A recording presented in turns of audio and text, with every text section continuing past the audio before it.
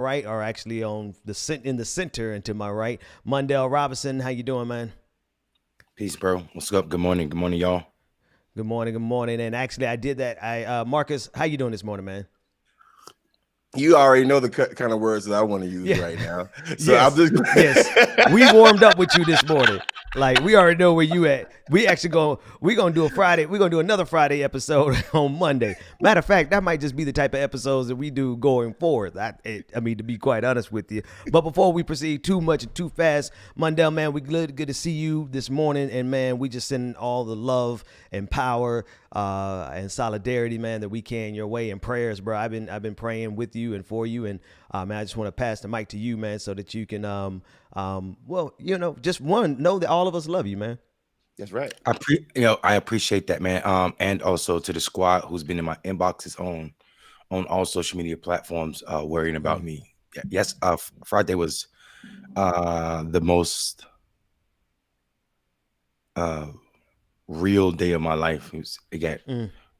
way too scary for me. My mom was is in ICU in critical condition, um, in a medically induced coma, on a ventilator, Mm. fighting for her life, and her kidneys collapsed, and they were doing less than 15%.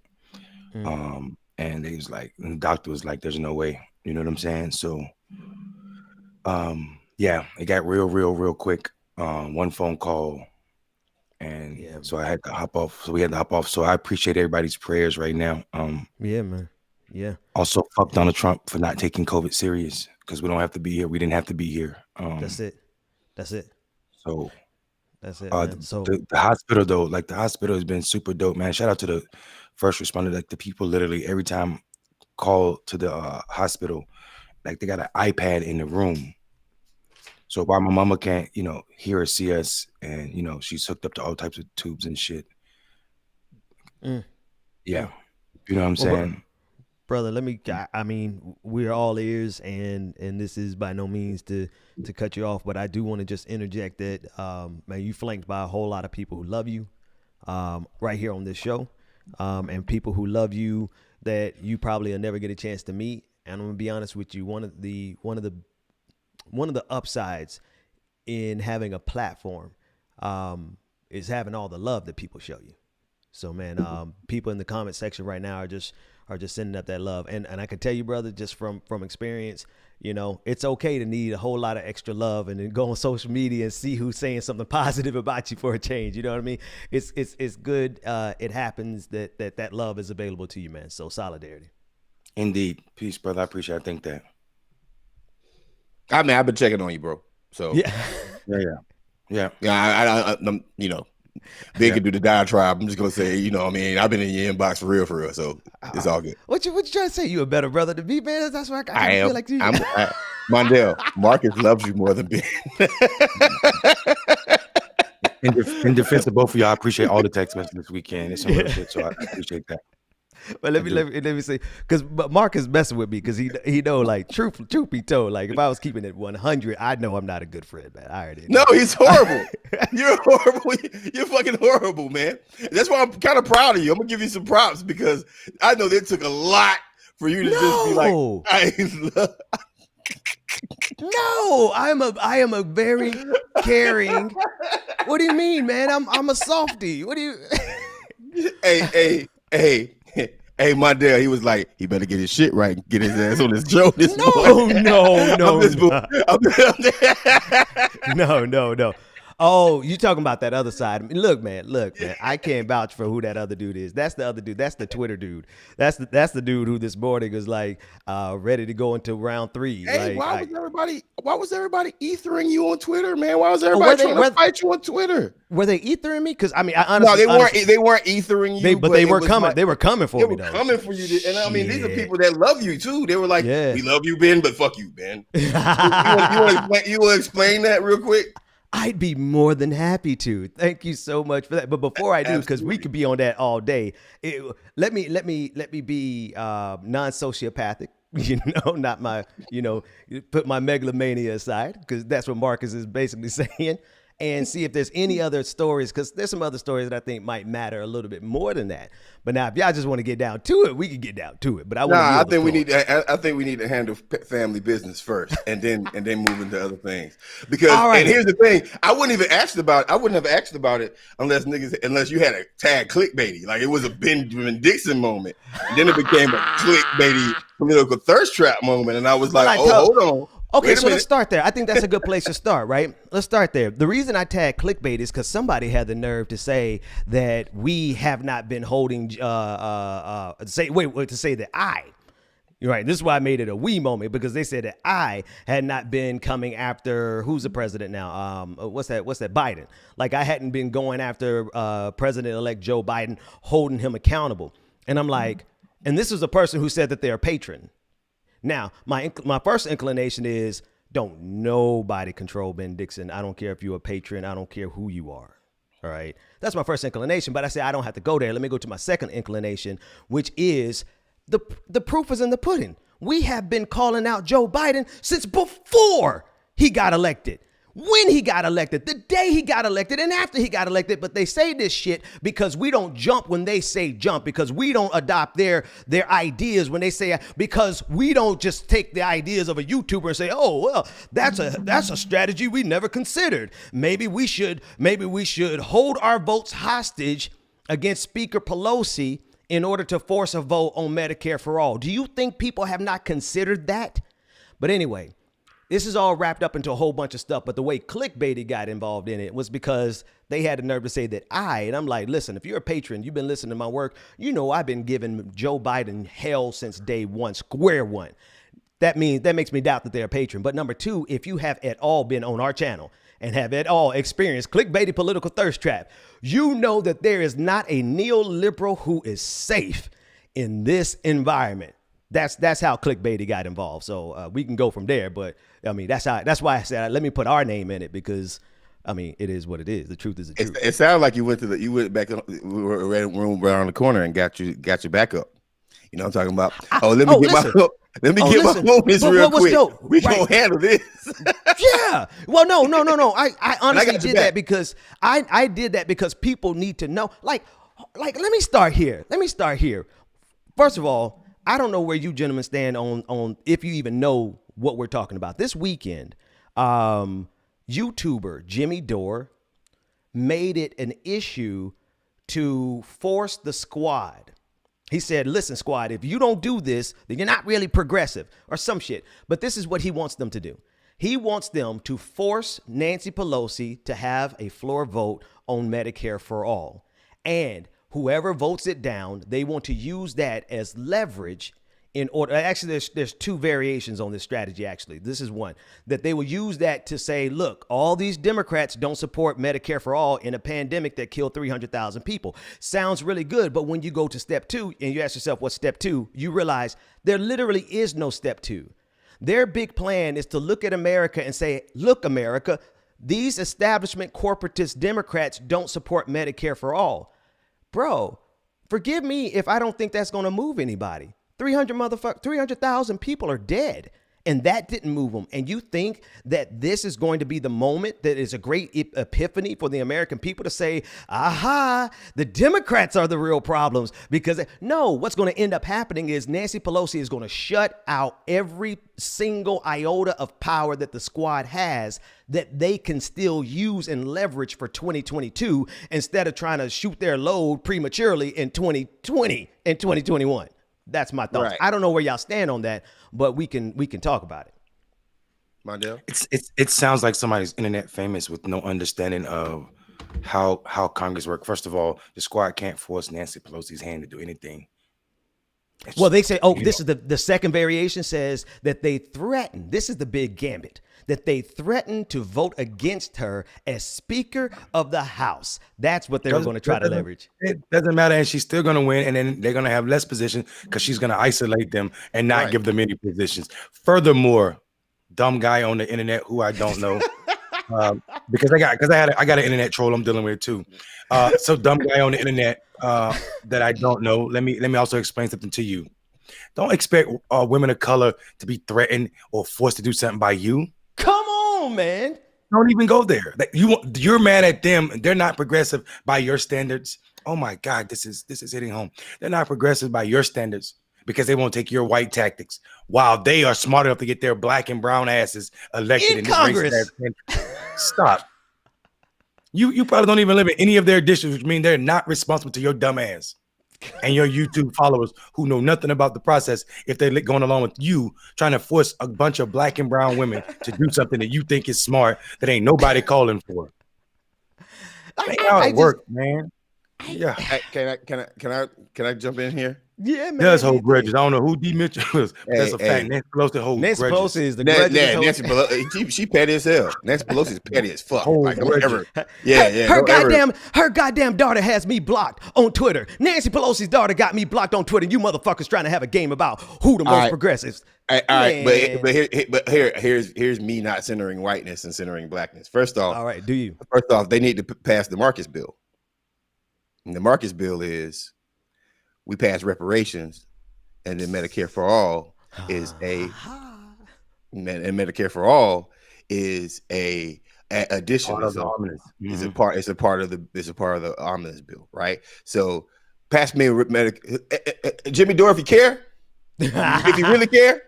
If you're so progressive, are you more progressive than me? Or is all these white folks out here that supporting this bullshit more progressive than me?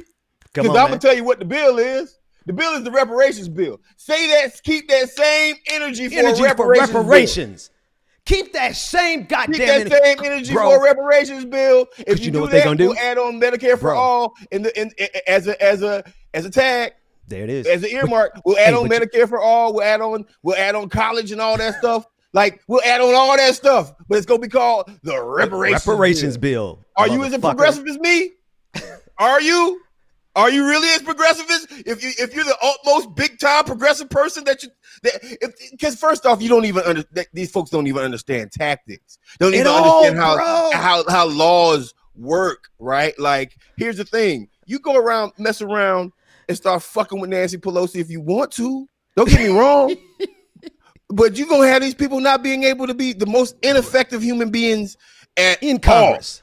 The QAnon woman is going to have more power than the squad. For nothing. Because you're not going to gain power. We're slowly getting more progressives. Oh my God, it's so fucking stupid, bro. Can I say this? Because here are a couple things. Number one, bro, I got to get y'all. We collectively, Squirrel Gang. Anybody who follow me, y'all go follow these two brothers on Twitter. We got to get y'all Twitter profile because I honestly. As far as I best could tell, I was the only one really really leading the charge against this. I mean, of course AOC, but I don't really put AOC in this Twitter. AOC is a congresswoman. Like, Twitter should be marketing for her, right? So she was on Twitter, she was handling her business. I just don't think I would have preferred that she just not got into it, but that's her prerogative.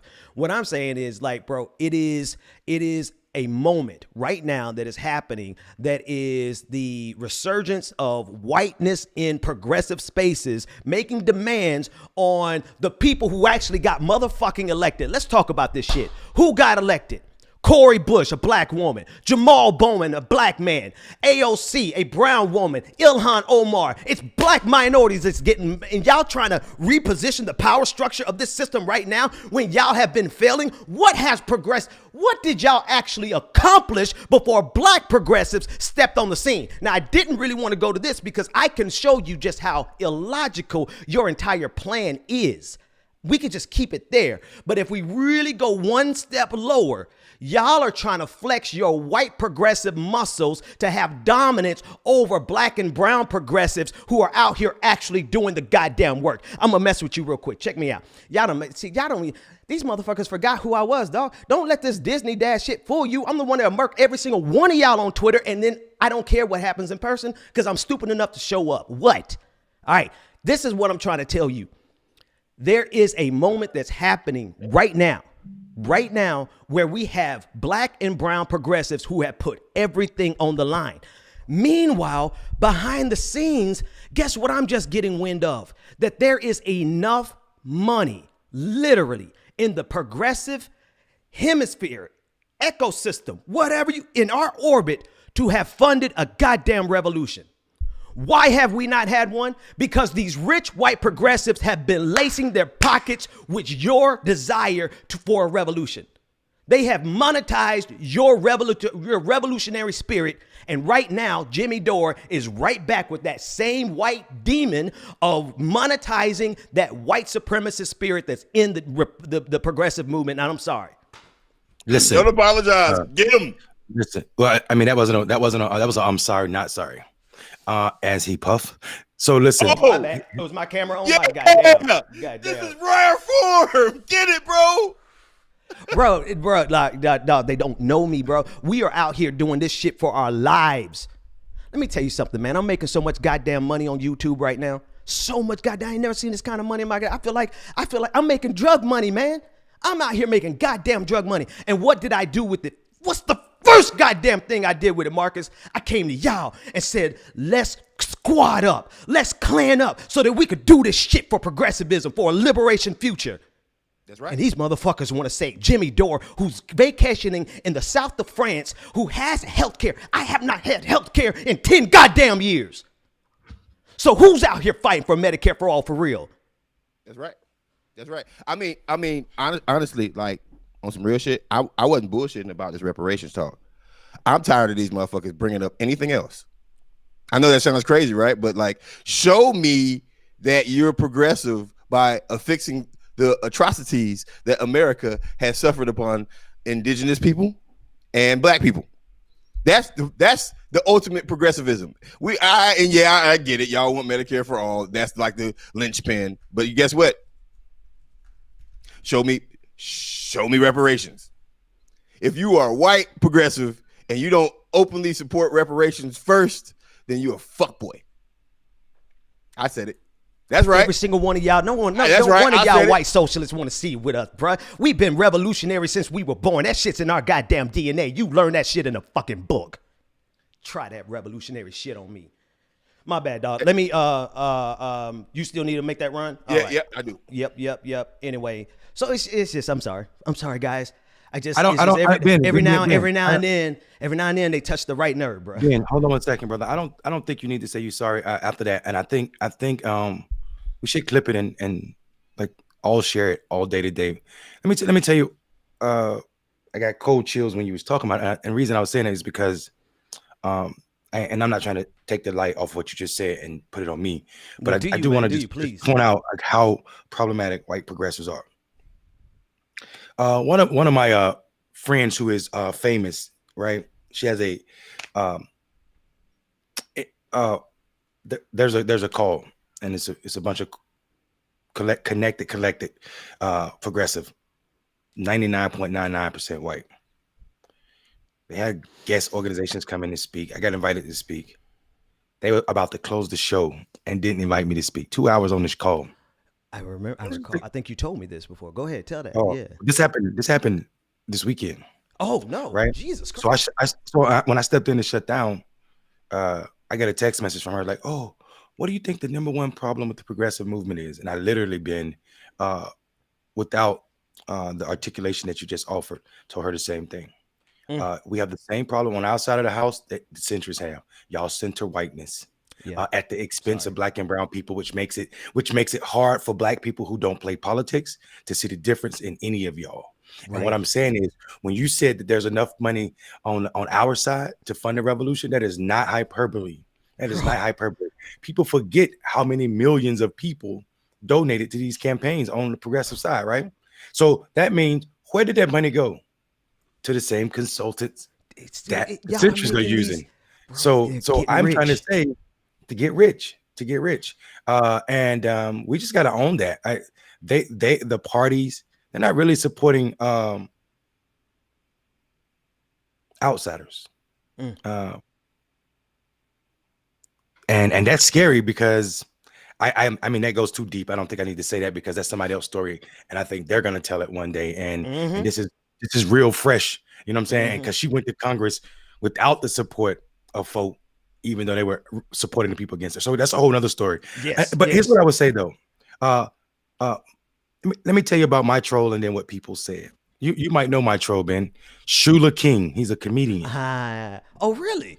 That's cool, man. Yeah. You got a high profile troll, bro. Yeah. So Shula King, I guess Black Male Voter Project. I guess he got frat brothers who live in Atlanta. So Black Male Voter Project sent them text messages. They circled, "Yo, what's good, fam," and sent that part of the message to Shula King. They sent the whole message. He circled, "Yo, what's good, fam?" How we introduce ourselves to brothers. Yo, what's good? You know what I'm saying? Yeah. And he gonna go on all his social media platforms and create one of them videos with the message right beside him. There's this organization out here, Shula King, the comedian. Really? Oh yeah. Do we need to see? We got a list. This what he said. I swear to God, that's what he said. What did he say? Like, don't talk to me like this. Basically, like this ghetto language, and don't talk to me this way.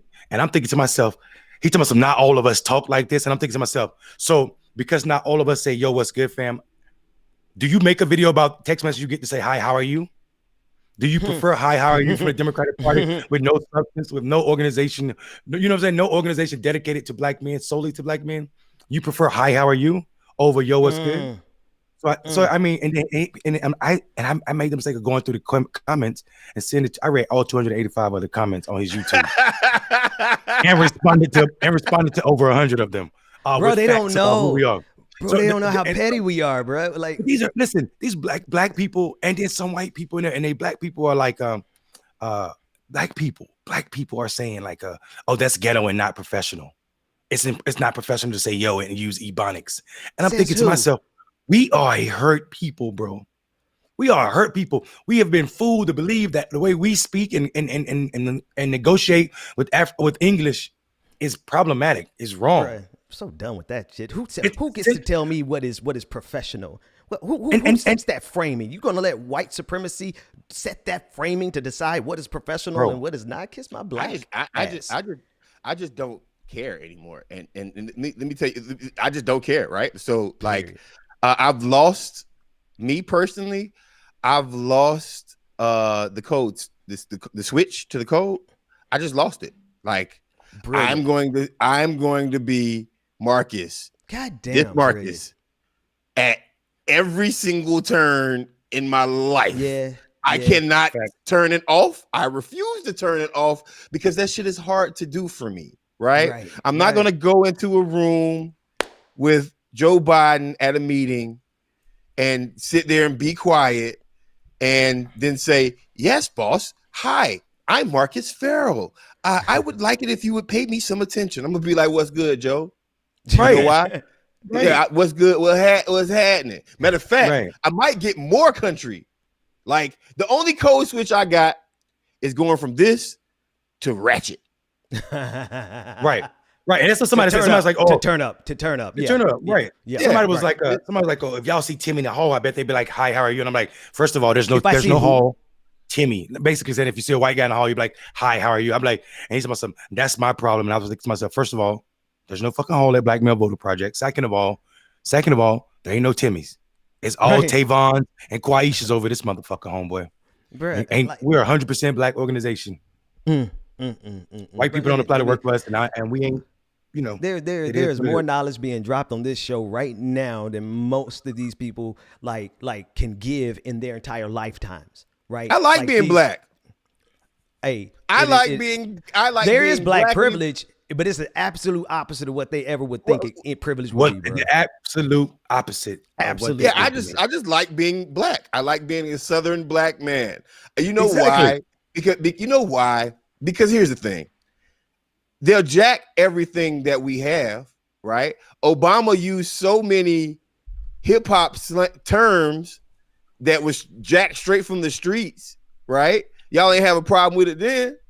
Like y'all don't. They had no problem with Obama shaking white people hand like this, and then walking up to brothers and doing the brothers hug. They love that shit. They did a whole goddamn sketch on that shit.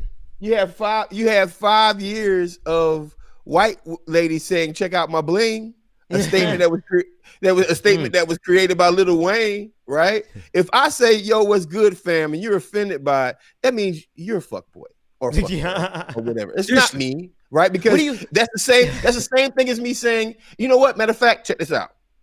Your dumb ass Your dumb ass King, go to Shula King, right? That's what it do. Yeah, The hold goofy on. yeah, looking boy. Yeah, hold on. Yeah. You go to Europe and get mad that somebody says bonjour. you go to Mexico and get mad if somebody says hola. you the motherfucker that'll get mad that somebody said how much pesos, right? Because basically it's the same goddamn thing. Like if I say you fucking asshole in comparison to you bloody wanker. Exactly, bro. You know what I mean? You know what it's the same. I mean, it's the same thing. So what are you doing? Wait a minute. We gotta tell everybody who we talking about, though, bro. Show him the Frog King. Bro, that ass boy look like. God damn it. Goddamn. If Frog was a person, motherfucker. Bro, like then you know how petty I am, Ben? Oh my Marcus, God. you know how petty I am? He got a show in Atlanta on the 7th, January the 7th. I was thinking about buying all his tickets and sitting in the front row by myself. Bro. Just watching him and be like, bro, I don't find any of this funny. Bro, his nigga's eyes gonna with be a just black like girl this. voter probably t-shirt on. In the front row look like that. He gonna be like, and I'll film it though. Film it so that everybody can see the response. Like, how good is he when he ain't got somebody just laughing at him? Because anyway, I digress, bro. Anyway, he does look like the type of person. He looks like the type of person. I mean, but Marcus, hold on, because Ben, I'm sorry, Ben, I didn't mean to cut you off.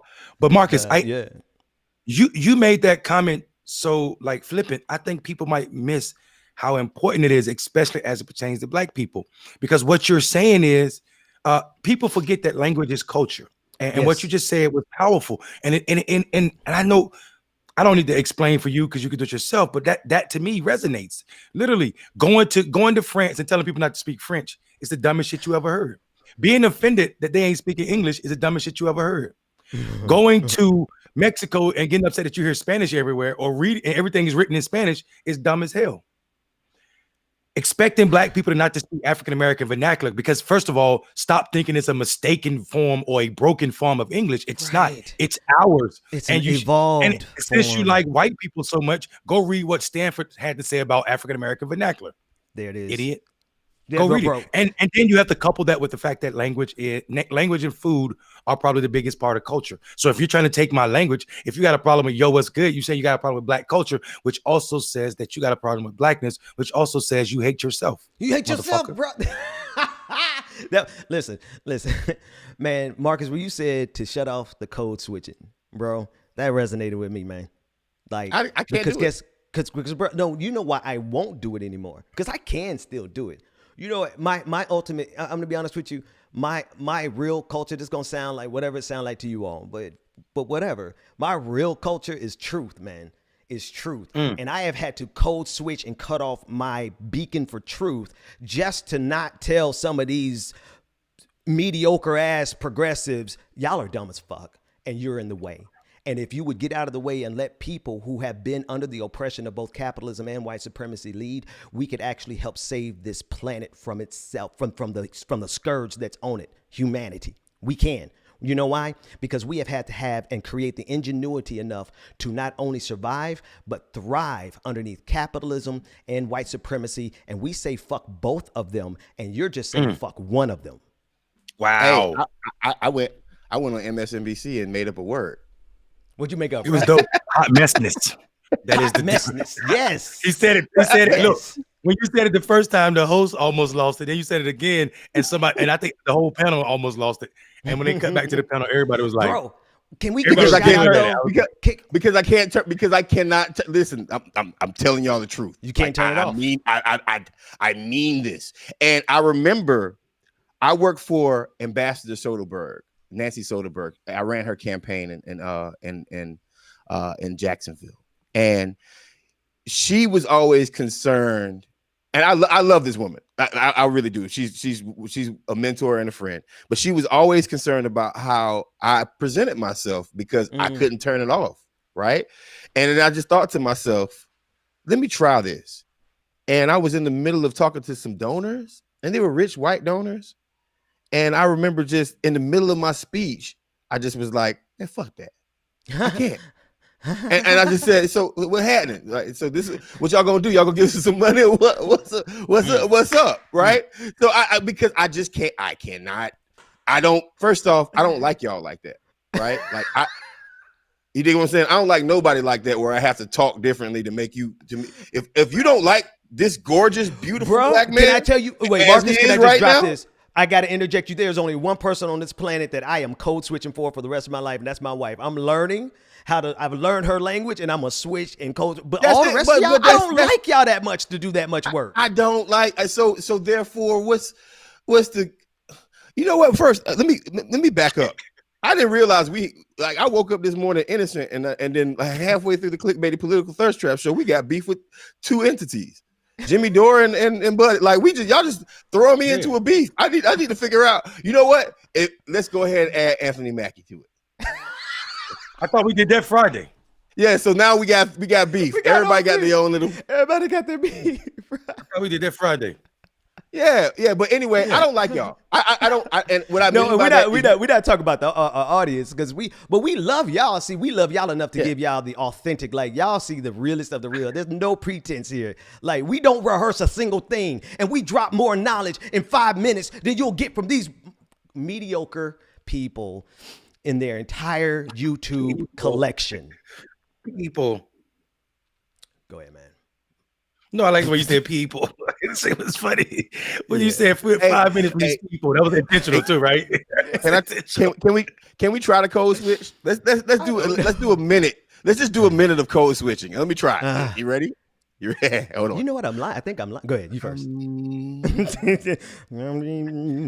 Norin. I knew somebody was gonna go one step too far. I knew. Marcus was acceptable. I was questionable. Then this motherfucker just went. Let's just disrespect the entire. Go ahead, man. You know what? You know what I think, guys.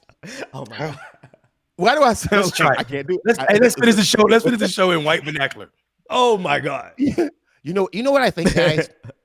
I believe that there is no structure to black language. Let me be clear.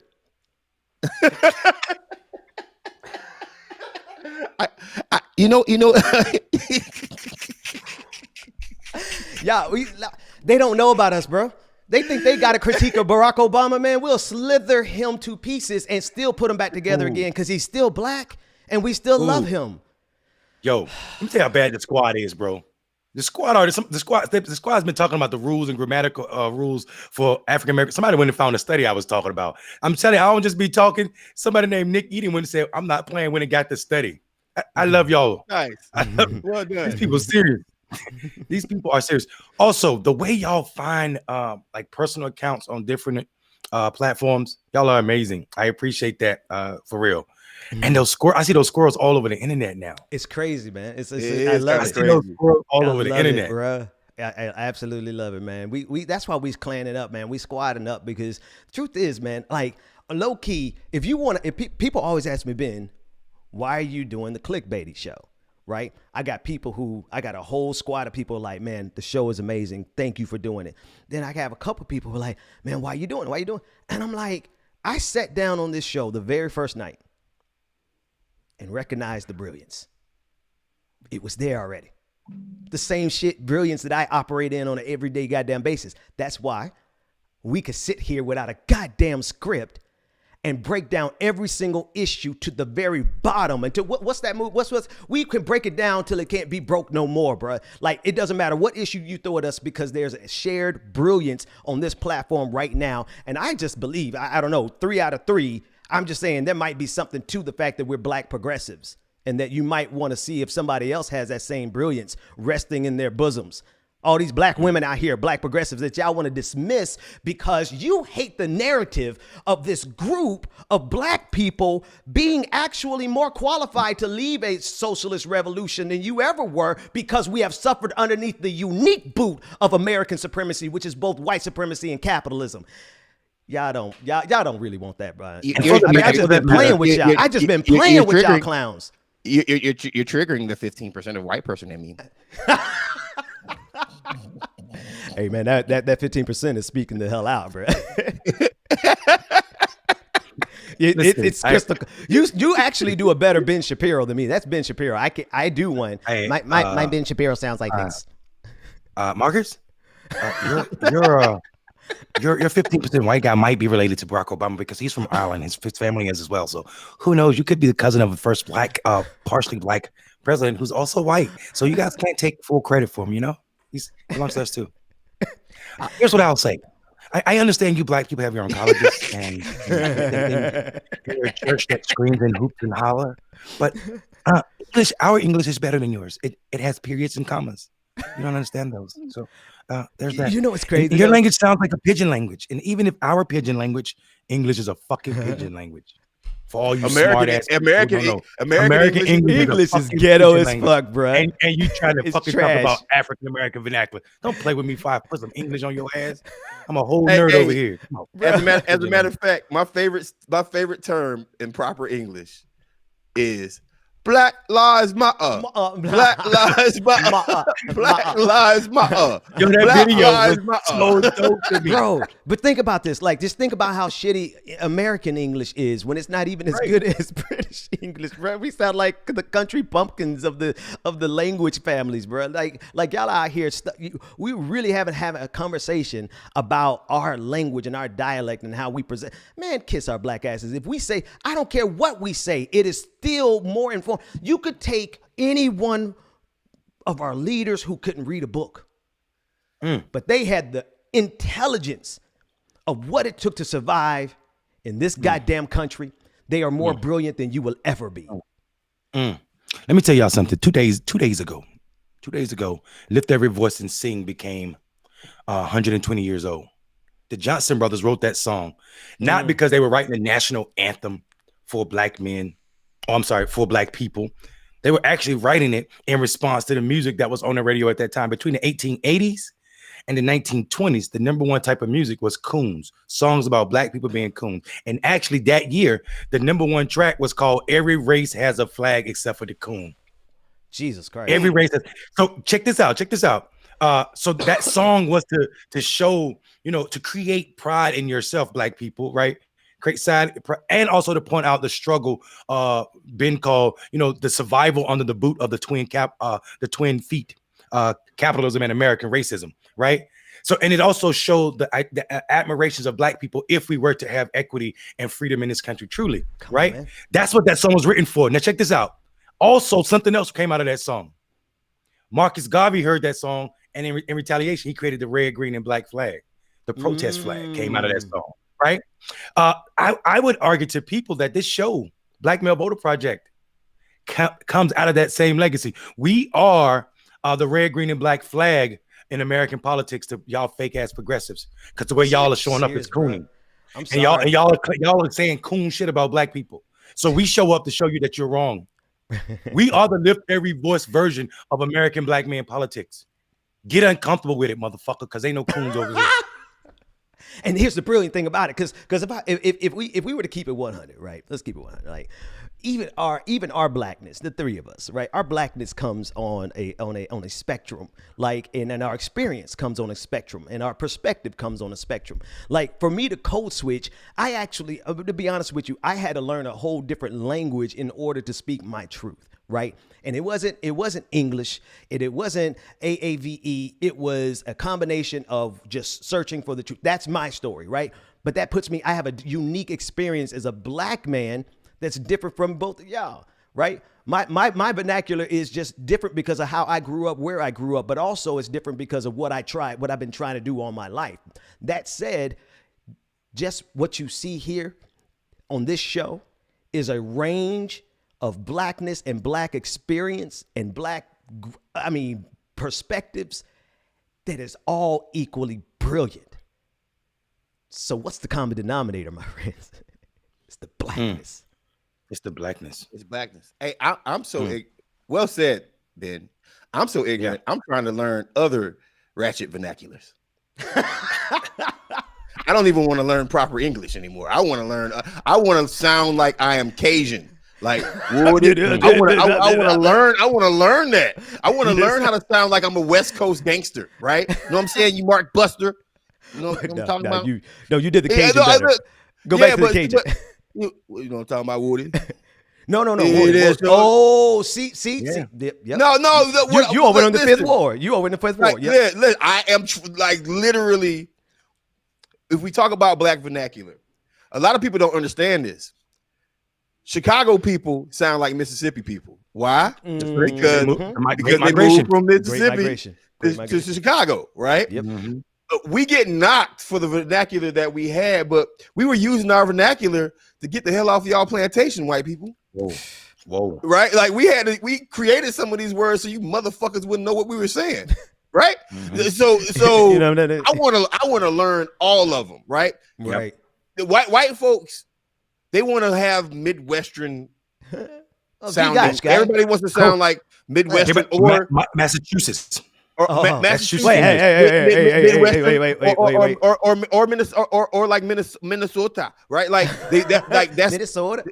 Yeah, they want to sound like Canadian or right? Not even one, but that's what they consider proper. Y'all gonna let me defend Boston? Wait a minute. Hold on. White folks, the largest amount of poverty for white people in the world comes from white Midwest, and y'all all want to sound like them. I just want to follow you. I want y'all to follow me, y'all. Your vernacular. Make sure they realize you're not just talking about the accent. You're talking about their thinking and their framing and their worldview and capitulating to them and trying to market to them and point your big progressive agenda towards them. You're trying to speak in their language and they ain't even trying to hear you, bro. Man, I would much rather sound like I'm from Jacksonville, Florida, than sound like. I would much rather sound like I am from the Poke and Bean Projects. I would much rather sound like I'm from the SWATs in Atlanta. Like Atlanta has their own sound, right? Yeah. I would much rather sound like I'm from New Orleans. I really am trying to learn how to talk like them because I think their shit is cool, right? Like I want their languages. I want to elevate that. So what? So while we got people who out here mad because we send a "What's good" text message, and then you go turn it right around and on your little podcast, on your little show, you say "What's good, fam?" Right. You say exactly. Right. They say it, and not only that, here's what's nasty about it. A damn Q dog. He had a hashtag. No, he is not. He had hashtag dog. Man, come on, man. Thank you. But you know what, and the reason we're responding that way is because if anybody should not give a shit about anybody saying anything about them, I mean, that's just the perspective I have always had of the Omega men, right? But I mean, what do I know? I'm not a part of anybody's organization, so I'll just shut the hell up. The crazy thing is, I wrote tons of talking points for Omegas this year for free. I just left Brunswick doing an event with Reggie and Omega and the rest of the Omegas down there for free. So y'all need to check Zeta and tell them to check their boy. Somebody in the chat room said he is not an Omega brother, but you got question marks after that. So I don't know. But Marcus, the brilliant thing about what you say underneath what you're saying is connecting everything that we're saying. Sorry, yeah, that's the.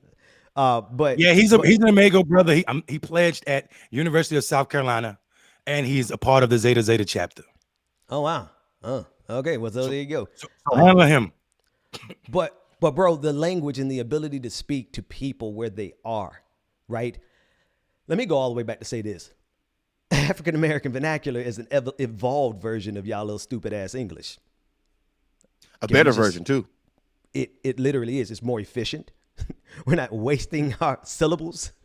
I mean, we are reducing it down to the most essential form of the language. So you're welcome, right? Benjamin, shit. Benjamin, may I interject for 1 second? Yeah, what up, man? Have y'all noticed I don't say, do you guys agree? I say, no, I'm talking about. We save so many syllables. I save a whole bunch of time. Right. You know what I'm saying? You know what I mean? Like I already said, I'm doing it right now, and I can't even fucking help it. It is so much more efficient than your antiquated language, but you're looking at us as if we're we are the evolution. Goddamn. Well, like, come on, man. I know you thought when the mutant revolution came along, they thought that they were the X-Men.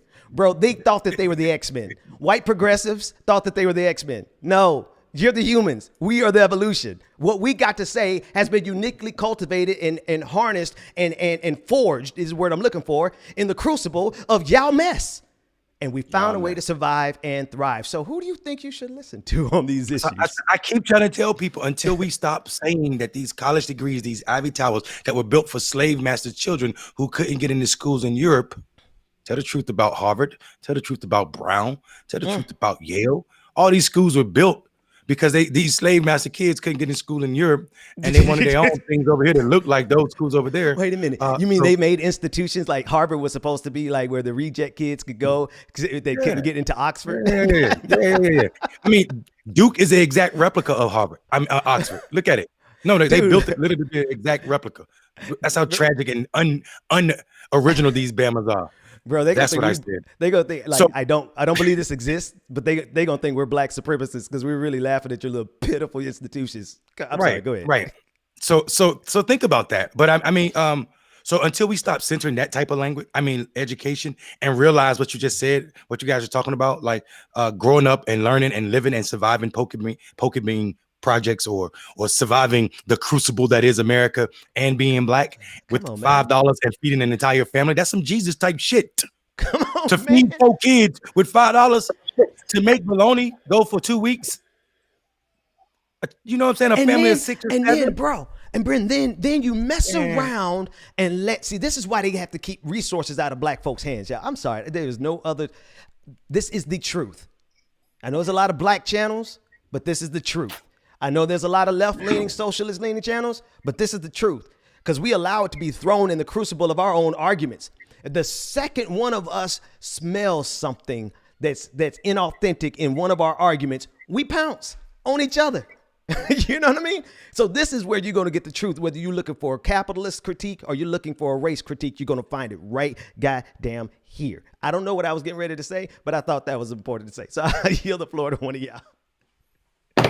Nah, man, this is a great conversation. I love y'all. Listen, my name is Marcus. You can find me on Twitter at Marcus4America, or Instagram at Marcus4America. Go to www.marcusfarrell.com. Shout out to all our patrons. We're going to try to start doing some stuff for you guys very soon. January, I think we're going to probably do a little reset during the holidays and figure out how we can reach all aspects of it. I just learned how to post stuff on Instagram. Hopefully y'all saw me. Hopefully y'all saw me on MSNBC for the last 2 weekends. I was with. Bro, can I say something about that? I should not interrupt, but bro, your shot looks so fucking amazing on MSNBC. You look. Thank you, bro. The shit looks fucking amazing. So kudos to you on that. Well, kudos to you because you're the one who made me buy all this expensive ass shit. Yeah, bro, but you put it together right. Like I was looking at your picture. I'm like, well, goddamn, I got to improve mine. Now, what am I going to do? Because Marcus shit looks so tight now. You know, he has a nice white background. Mine is a little too yellow. So I'm over here contemplating how I'm going to one-up you real quick. But go ahead, man. You got it. Yeah, no, it was but I only got an 8 out of 10 because this fucking ring light. Yeah. Well, I mean, honestly, you don't need a ring contact zone for the show. Put the contacts on. Yeah, I can't get them in my eyes, bro. Like it wigs me out every time. Like my eyes are so sensitive that if I touch them with a contact, I'm like, yeah. If you see me wearing a contact, I have gone through pain and suffering that day. Mm-hmm. Yeah, don't torture yourself for that. I got some tricks to help you with the ring light situation, but I mean, I don't care about the goddamn ring light. Out of everyone's shot, your shit looked just as good as Jason's. And Jason had $100,000 camera. Okay. So just though y'all shit looks tight. I'm sorry I interrupted your announcements and what's going on with you. But I just had to say that shit right there. Hey, mic check. Am I sounding better yet? You were fine to me. You were fine. It was just an echo. Oh, you had you're listening without the earphones. Yeah, hold on. I'm gonna get it right. All right, Mundell, while he fixes that, go ahead and tell everybody where they can find you. Yeah. First of all, if you're looking for Marcus clip on MSNBC, go to Clickbaity's Facebook page, like the page, share the page, and then watch the clip. Mundell Robinson on all social media platforms, and also Black Male Voter Project. Find us somewhere, some awesome Yo Fam. And actually, I think today our entire staff is gonna troll Shooter King on Instagram. I think we all on time. We're just gonna put Yo Fam and hashtag BMVP all day. That's what we're doing all day. Yeah. So if you want to join in, Squirrel you're going to see it on Instagram, Squirrel Gang. Hey, Squirrel Gang on it. Squirrel Gang. Hey, man, we got numbers. We got 1,000 people watching us right now. Shula King, he got some numbers. Like he low key, he doing numbers, and he got a big thing going. So we ain't knocking your hustle, fam. Do your thing. Do your thing, because we are. Right? With that said, you gonna have to catch these rhetorical hands today. Squirrel Gang. Right. Go ahead, Marcus, you back. Am I? Oh, you have a delay. You got a delay. Now I have a delay. Okay, bro. Yeah, you're gonna drop. Let me drop. I'm gonna refresh this. I'll be back. Yeah. We're gonna drop you and let you do what you got to do. We keep going. Yep. Man. So when Marcus come back after he finished his introduction, I think we got to talk about the vaccines rolling out. Bro, I'm actually low key excited about that. I ain't lying, man. When I saw those, I looked at the article. I saw the trucks leaving Michigan, the plant in Michigan. I was happy, bro. I was like, I mean, of course, 2.9 million ain't enough, but damn, it's better. A start, bro. I was so happy. I saw them trucks. I was like, yo, this is a good day. Yeah, Marcus, I was so man. Go ahead, check your mic. Mic check 1 2. Oh yeah, no, you back. Go ahead, bro. Yeah, we're talking about the trucks leaving the factories. You were introducing yourself, but we were gonna come back to our. Oh yeah, no. Thanks for everybody who watched my clip, watched my little segment on MSNBC. Thanks. They only give you a small amount of time, so you got to get your points in fast. It's brilliant. I love it. Yeah, it's like Twitter. TV news is like Twitter because you got to get that shit in 140 characters. Go ahead, man. Yeah. So, and I will say that being on Clickbaity Political Thirst Trap has helped me out a lot, because I was on MSNBC before and I looked like a bumbling fucking fool, right? But having to deal with Ben and Mondale, I see that my retorts and my speed has gotten fast, because if you're not sharp on this show, you get eaten alive. and motherfuckers would talk over you and keep going, and it'd be another topic. You'd be like, "But I had something to say back there, right, bro." And this is the and what's brilliant about it. This is the speed and the pace of black male conversations. You got to be able to go with it, bro. If you can't keep up and you can't insert yourself, then you get lost. It's the survival of the fittest.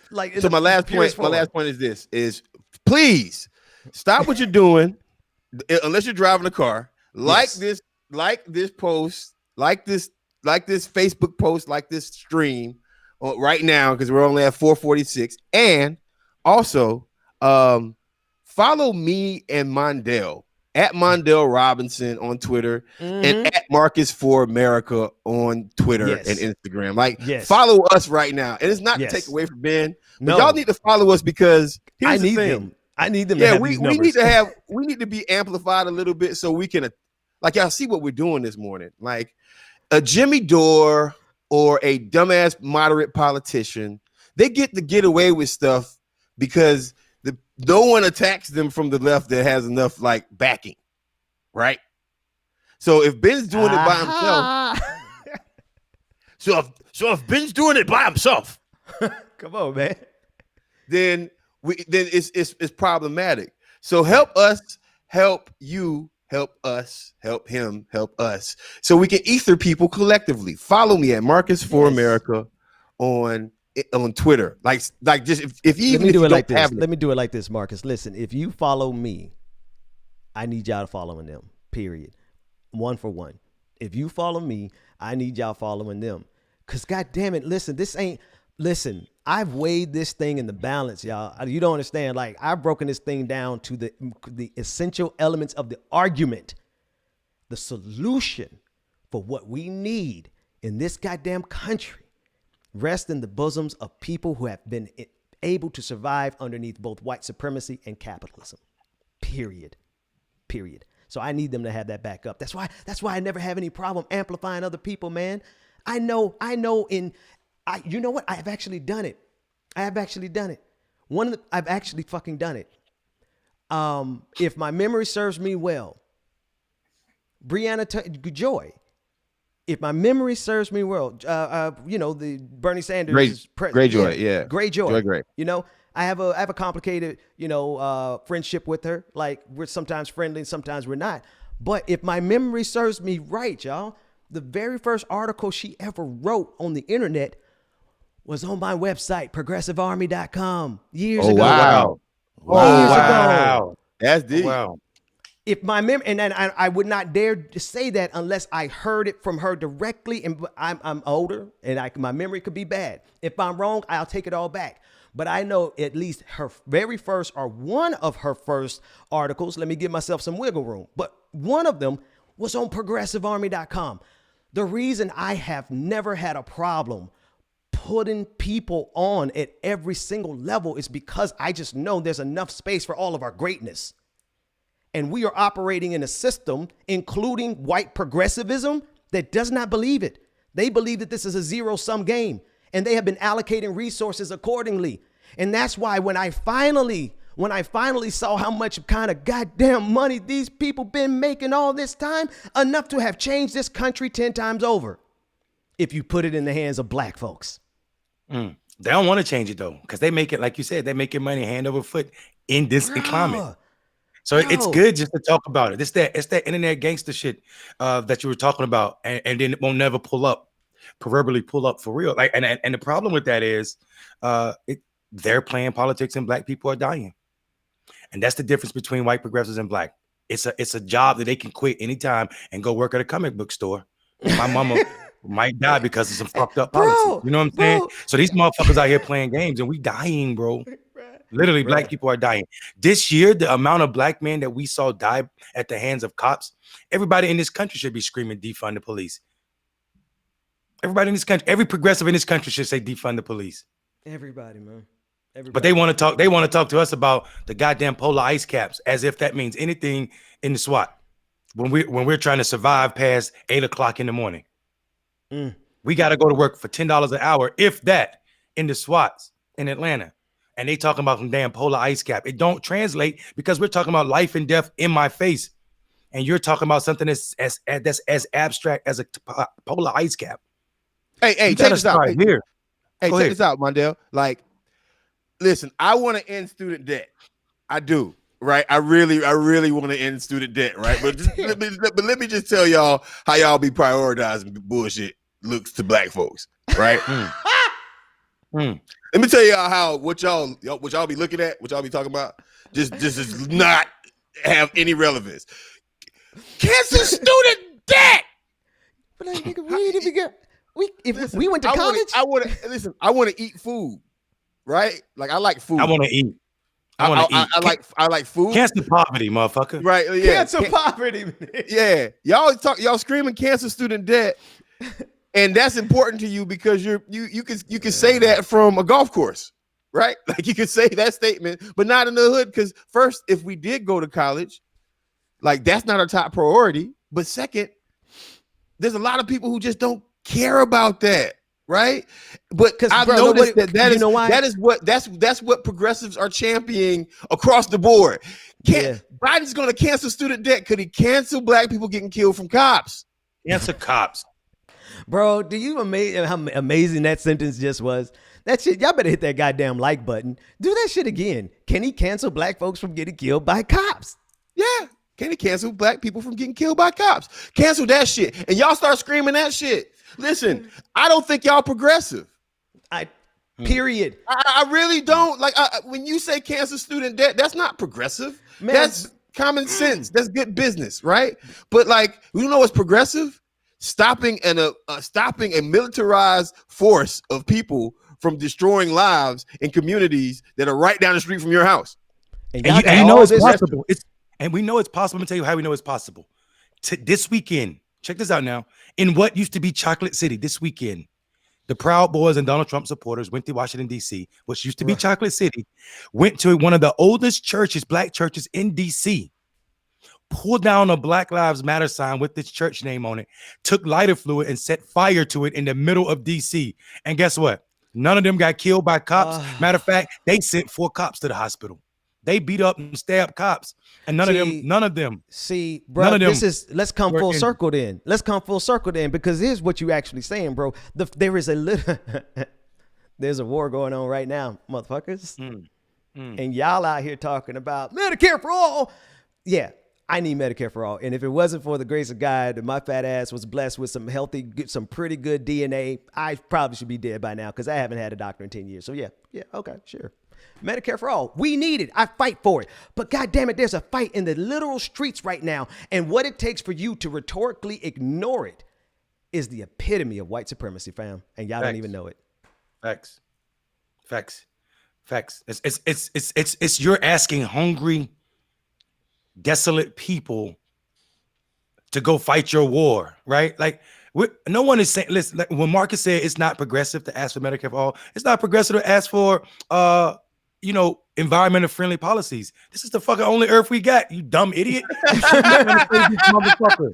That ain't shit genius about that. Because guess what? Guess what, Mundell? To fucking Mars. Everybody go pack up your Lincoln and go to Mars. Guess what though? Because if it had been left to us, we respected the fucking earth.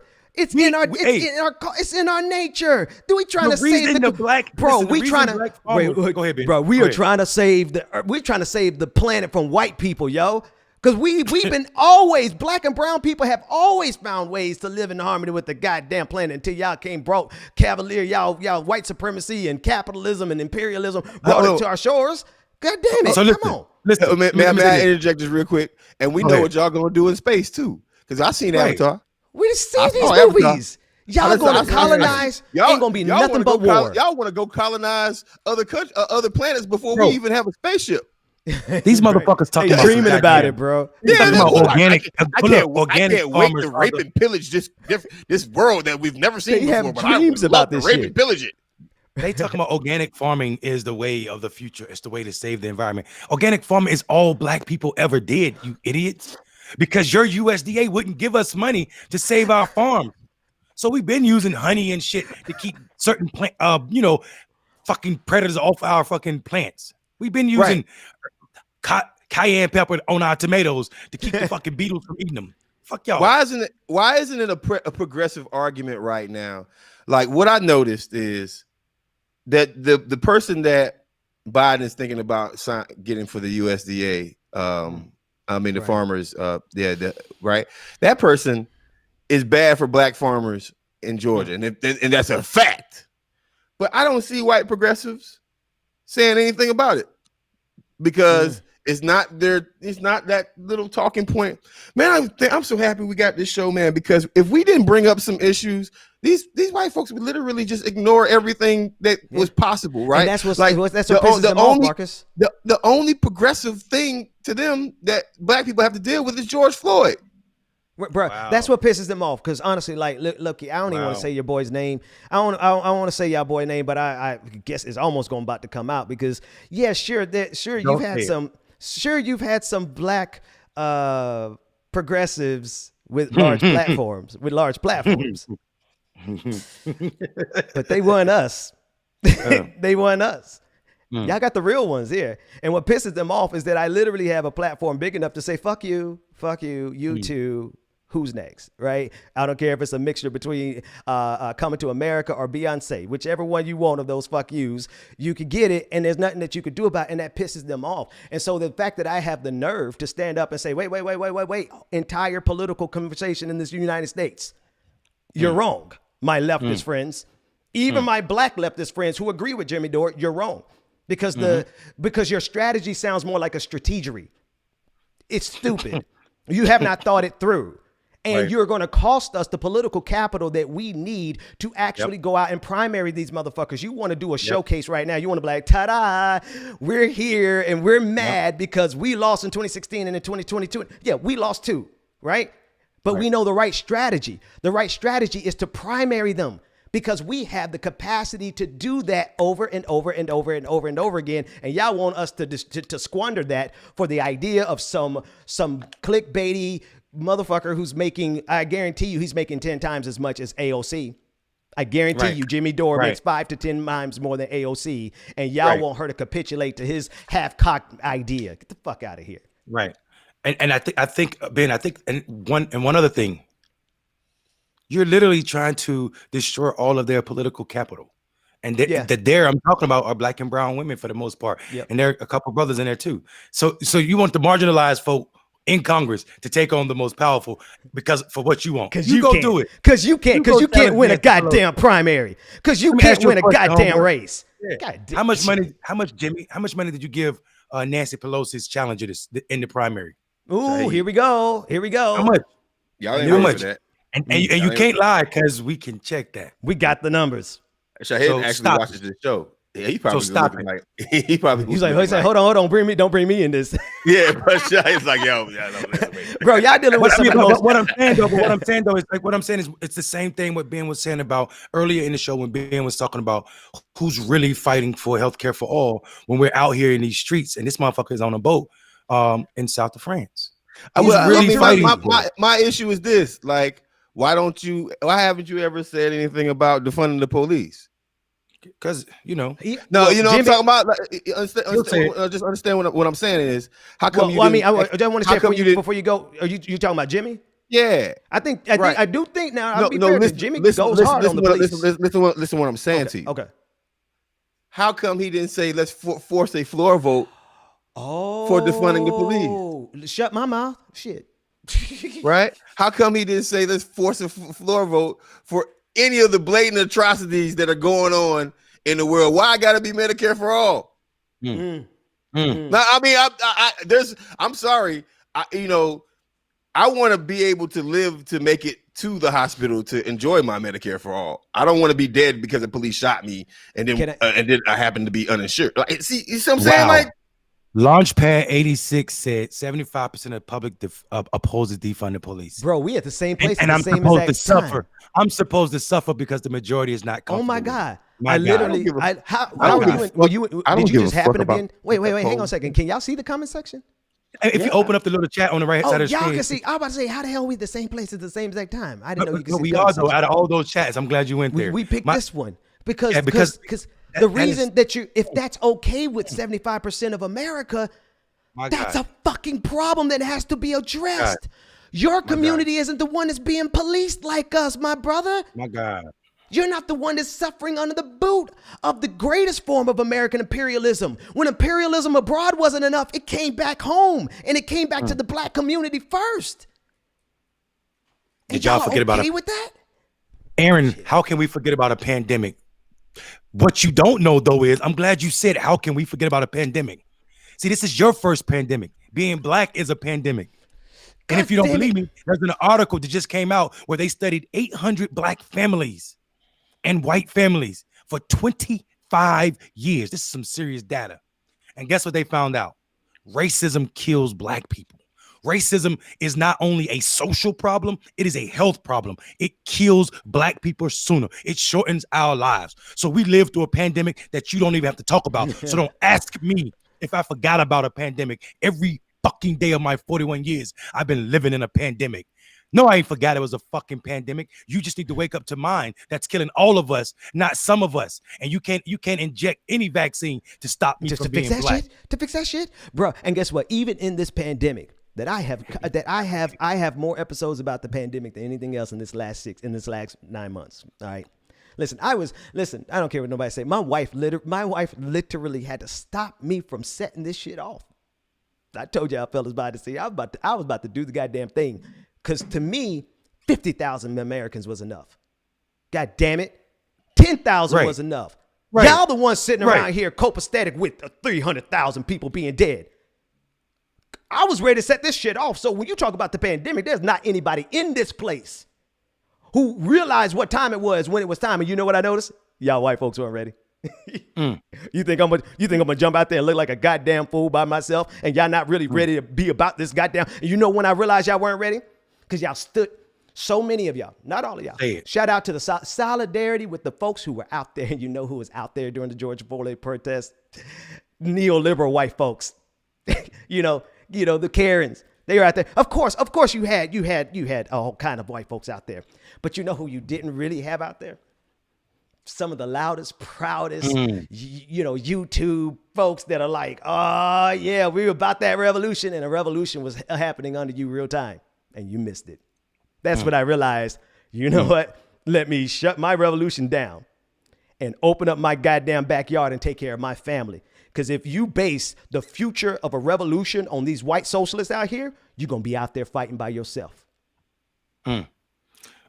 Also, so, you know, my comment about, you know, my last comment, it wasn't just for white people or people who, you know, it's for whiteness. And if you subscribe to whiteness, you don't have to be a white person. We talk about this all the time on this show. I think we've articulated that point. So if this is your first show, I'm sorry that you thought I was calling you white, Mr. Aaron. I wasn't calling you white. I said you subscribe to the ideal of whiteness with the way you think, brother. Yeah. And or sister or non-gender conforming person. I'm just telling you, that shit that eats idea into the soul of all of us.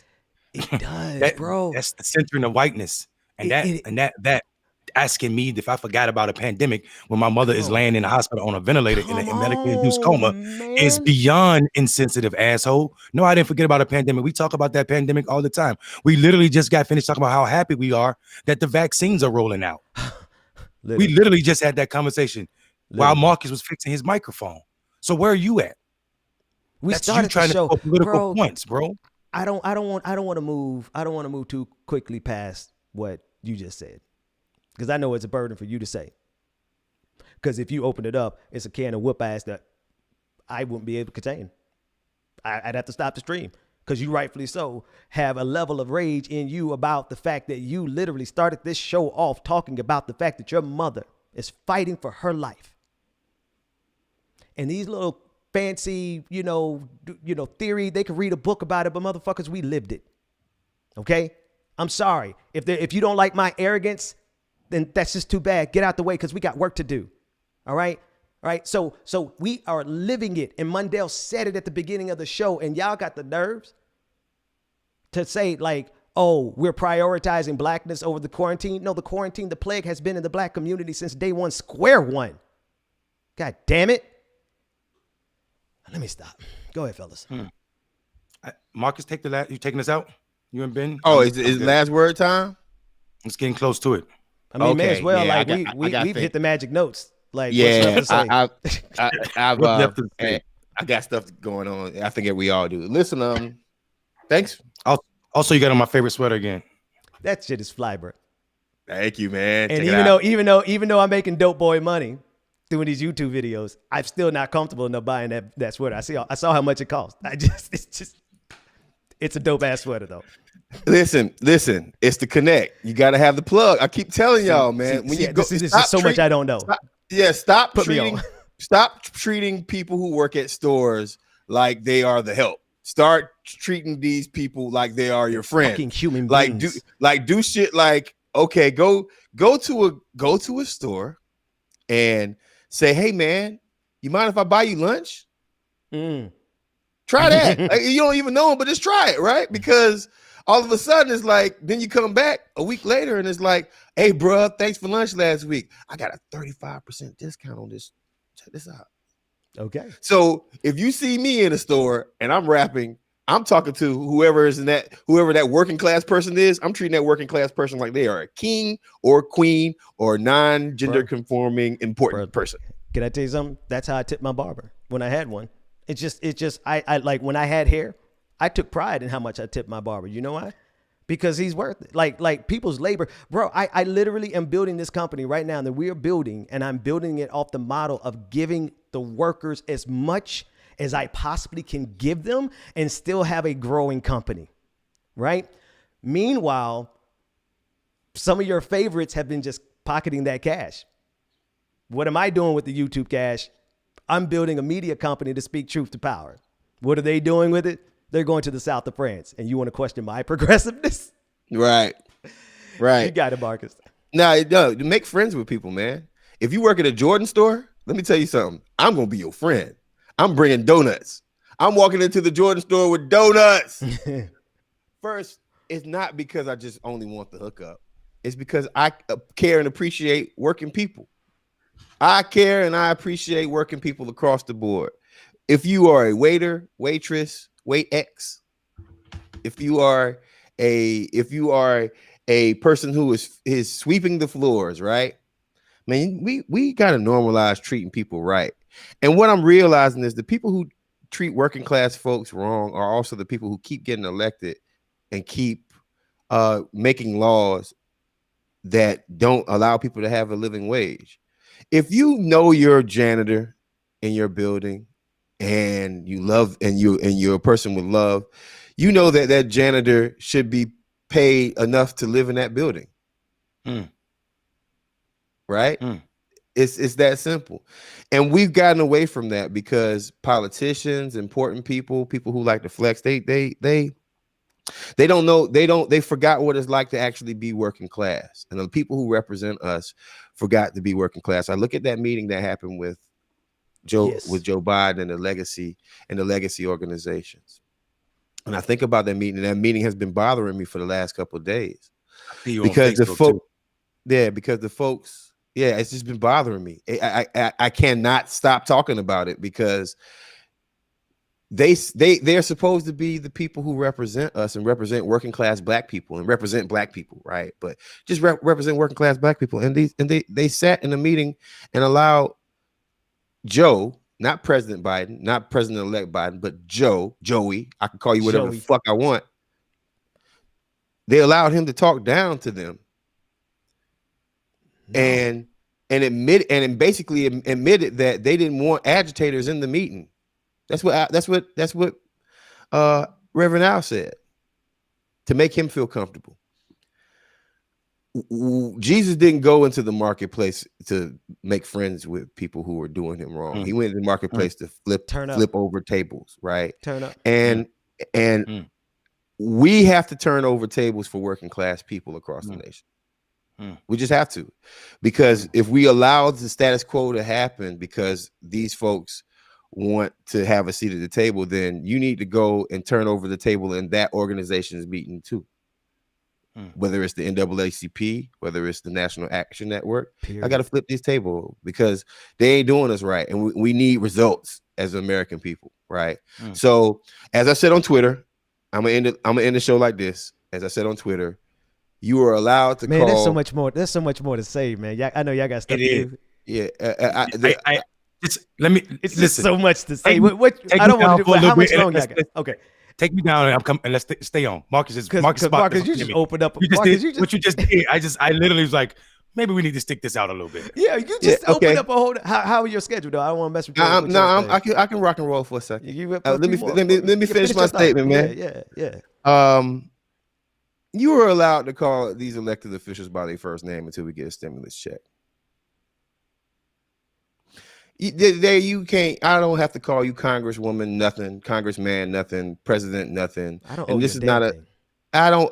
Your name is Joe, right? And because you're going to call me Marcus, but you won't call me because you ignore working class people. This is a working class person show. These people don't flip the table over enough for me. They don't represent. They don't represent us. Not right? nearly enough. No, they just don't at all, Ben. Yeah. They don't represent us. At you all. Can't sit at a table with the vice president, with the president elect, and don't push him and allow him to talk down and have more emphasis on a sloganeering than actual tangible things that should gonna change the community for us. I didn't hear them say a damn thing about black jobs. He told us to be quiet until after the special election. And then after the special election, he's going to say, well, now you need to be quiet until after the inauguration. And then after that, he's going to say, well, now you need to be quiet until after my first 100 days. And then after that, he's going to say, and now you need to be quiet until after November, where these these November elections come in 2021. And then they're going to say, now you got to be quiet until we get through the primaries in 2022.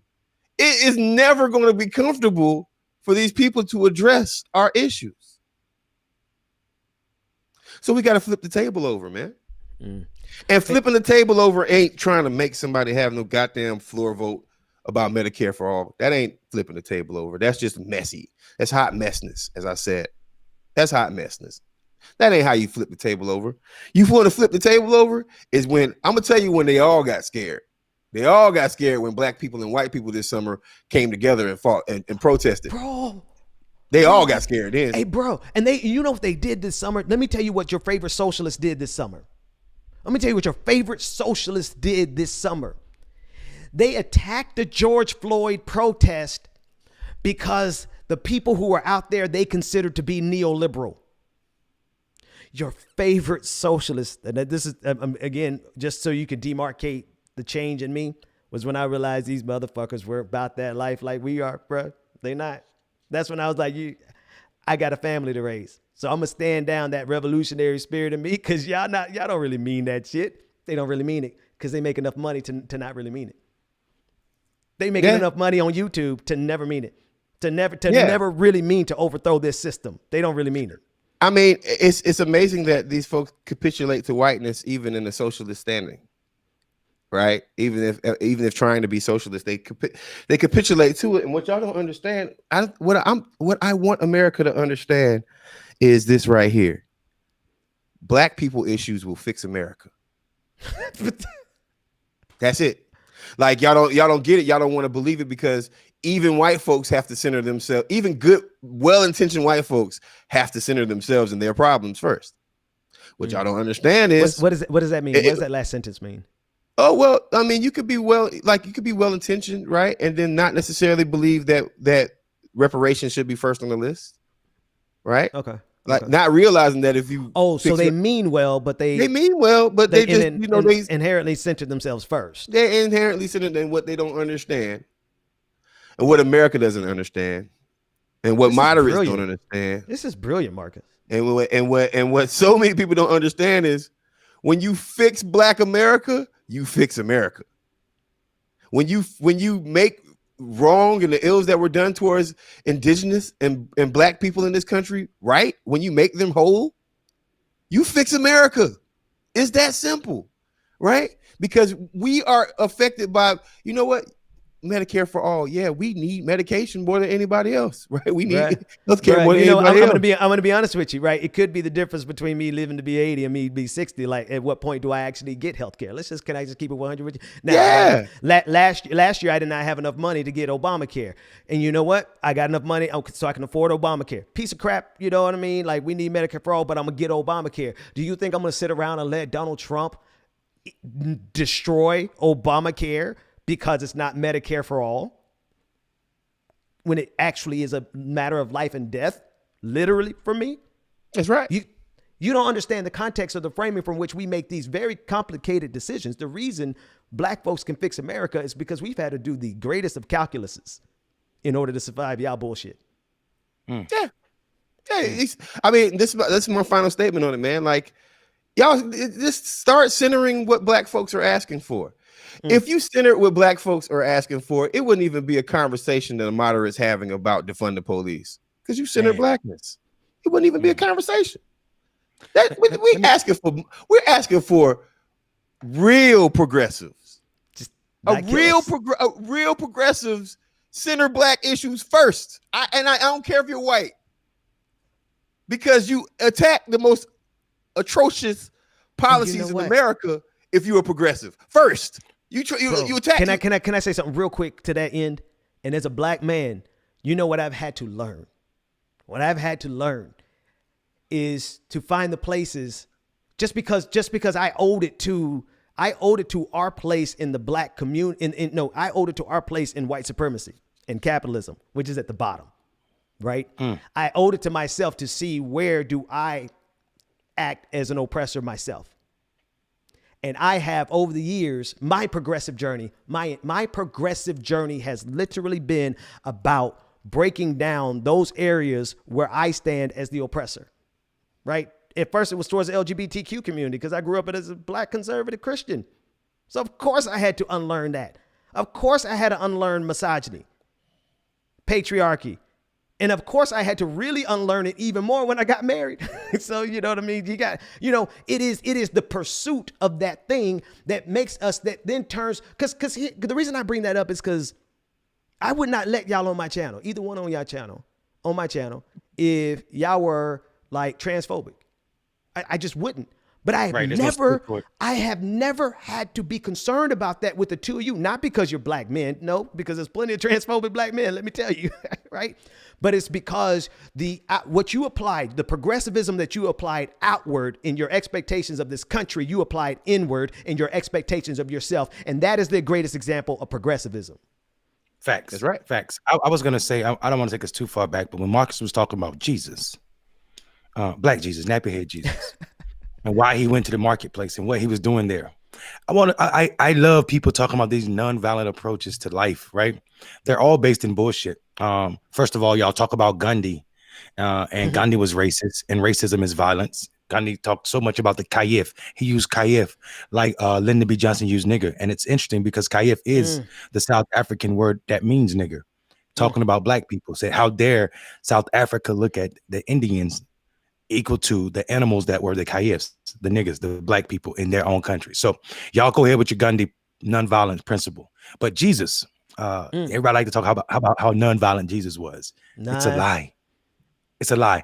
And I think it's important because if you think about it, Jesus was always destroying some property. He destroyed the fig tree that wasn't his. He destroyed that flock of pigs. I think, what are pigs? Flocks? Whatever. Of pigs. He destroyed the money changing table. All of that's property. All of that is Jesus fighting against capitalism or proving to you that property destruction is okay. So when Marcus was talking, all I could think about was the protests and the protesters this summer acting like Jesus. All day. Acting like Jesus. And guess Destroying which white property. people it was, though? Guess what white folks were out there? It wasn't your favorite socialist podcasters. It wasn't them. Now, nigga, I told y'all I wasn't going out there because I got kids. Okay, right? But even rhetorically out there, rhetorically with their words, who was out there on Twitter on this protest? Was it just because they were lambasting the neoliberal-esqueness of the Karens that were out there? And I'm looking at the Karens get beat up by the police, and I'm saying, oh my, we are so far down the rabbit hole in this country where white supremacy is so desperate, capitalism is so desperate that it is allowing white supremacy to beat up their own white women on national TV. That's where we are. To me, gentlemen, that said, it's time for a revolution.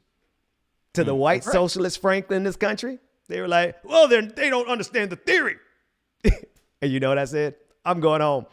And we're going to do it like this. We'll do it through the media. We're going to do it through the goddamn media because y'all missed the opportunity to do it through the goddamn streets. I'm telling you, it was the George Floyd protest. So, all that talk about a glorious revolution, that's done. Listen, here's the thing. I got to go back to Bernie again. I'm going to go back to my time on Bernie Sanders' campaign for a very important reason. Because when I said, you know what, Bernie, all you got to do is talk about reparations. And all you got to do is talk about black people getting killed by police, because Hillary Clinton is not going to do that. Like I said this to Jeff and Bernie to their face, and I said the way that we actually beat these neoliberals is, and the way that we keep talking about a revolution, right? Our revolution, and revolution this and revolution that. I was the black guy on the campaign, like y'all niggas ain't talking about a real revolution, because I was saying it over and over and over again. I'm telling you, because most progressive white folks base their theory on Bernie, right? I don't care. Like that's pretty much it, right? Yeah, so let's talk about the black guy that used to talk to Bernie all the time. Let's talk about Marcus just for 1 second. Do that. I said to Jeff and Bernie, all y'all have to do is get pissed off and talk about these police killing black people. You are going to have the biggest revolution happen. They didn't want that kind of revolution. If you just center, because the white folks are going to be with you no matter what. The white progressives are going to be with you no matter what. But when you start getting these street brothers and sisters and you bring that energy, we would have destroyed Hillary Clinton. But bro, listen to what I'm saying. Listen to what I'm saying. Contain that energy though. We would have destroyed. And I was begging them. Listen, here's the thing: the amount of pushback that I got from white folks on that campaign to even say folks' names. Oh yeah. You know how much work I had to do to make Bernie Sanders actually say black people's names who got killed? I had to do. I lost political capital trying to make Bernie win an election that should have been common sense. That you took the brunt of it. I took all of it. I was ostracized, bastardized. I took all of it because the only thing I was trying to do was get this white man from Vermont. I said, bro, how we keep saying we need a political revolution? Don't use the word revolution without mentioning that we got to stop these guys. Listen, y'all, it would have been a blowout, bro. It would have been so easy. Can I tell y'all how far back we all go and we didn't even know it, bro? This is the brilliant thing. I mean, I'm on some other stuff, so y'all got to forgive me. But the universe is on our side. Not inherently because we're inherently good, but because we were born into a system in which we were at the bottom of everything. Literally goddamn everything. And look what us three brothers did. Just use us as an example, right? We own our own, pulled our we didn't have bootstraps. We sold some shit together from atoms in the atmosphere, bitches. We pieced this thing together like magic. And I built this goddamn platform. This man came from nowhere and then went and made him a position as Bernie Sanders' #1 consultant. Yep. I had to make advisor. Black Male Voter Project has done more impact in this election cycle than you could even imagine. And so you have 3 for 3 examples on the television right now, on your television screen right now, of the ingenuity that it takes to survive both racism as well. I'll put a third one on there. You know what? It's 3 arrogances. It's the arrogance of white supremacy, the arrogance of capitalism, and the arrogance of ourselves, right? And somehow or another, we have broken down the last arrogance. We're like willingly finding ways to improve ourselves so that we can continue. So what I'm saying is, if y'all had just listened to this brother in the middle, if Bernie Sanders had, we would have had every revolution that you wanted. But the reason we missed it was because they did not want to talk about blackness. Yeah, yo, listen, I'm gonna go a little further. I asked that campaign. I said, "Listen, y'all need me on television." Mm-hmm. And I said, the only reason, and they thought is because I was trying to elevate myself. But I just wanted to bring that's what they're used to doing. What you're seeing right now on Clickbaity Political Thirst Trap, I wanted to bring that message of Bernie Sanders-ness to black audiences. So in an authentic way that nobody else was doing on that campaign. You know, they thought I was just trying to make myself famous. They literally blackmanned me. They said, well, we don't know if Marcus is going to get angry and can't control himself on television. Guess what? Black people are angry. They said that shit. Yeah. They literally said that shit. Fuck them. Yes. All of them. Yes. And their homie, their entire crew. No, you absolutely listen to what I'm saying to you. When I say that progressives have better policies for black people, but moderates treat their black people better, that's a fact. Bro, you know who gonna be our biggest enemies in this? Hold on one second, Ben. Here's the problem in that. Here's the problem, Marcus, in what you're saying, because it matters, bro. We were talking about this earlier, Ben, about what's the difference between centrists and progressives. They both center whiteness. And when you center whiteness to black people who don't play politics, black people who don't dig into the nuances because they have everyday life to live, all y'all look the same. And it makes them real hard for them to say, oh, Bernie's better for the community when he's showing up just like Hillary Clinton. So I'm trying to tell people, that what Marcus just articulated is the problem that make y'all progressive movement seem just like the centrists doing. And when y'all go on the internet and be like, black people voting against their own interests, they can't see that Bernie's better. Bernie ain't showed them better. Bernie showed them a male version of Hillary Clinton. And I was trying. Man, Mondale. When I say I was trying, bro, like, I mean, somebody in the chat room asked about Nina Turner, but Nina had her. Your role was totally you were trying to get Bernie to go in a certain direction. Yeah, no, listen. Let's be honest.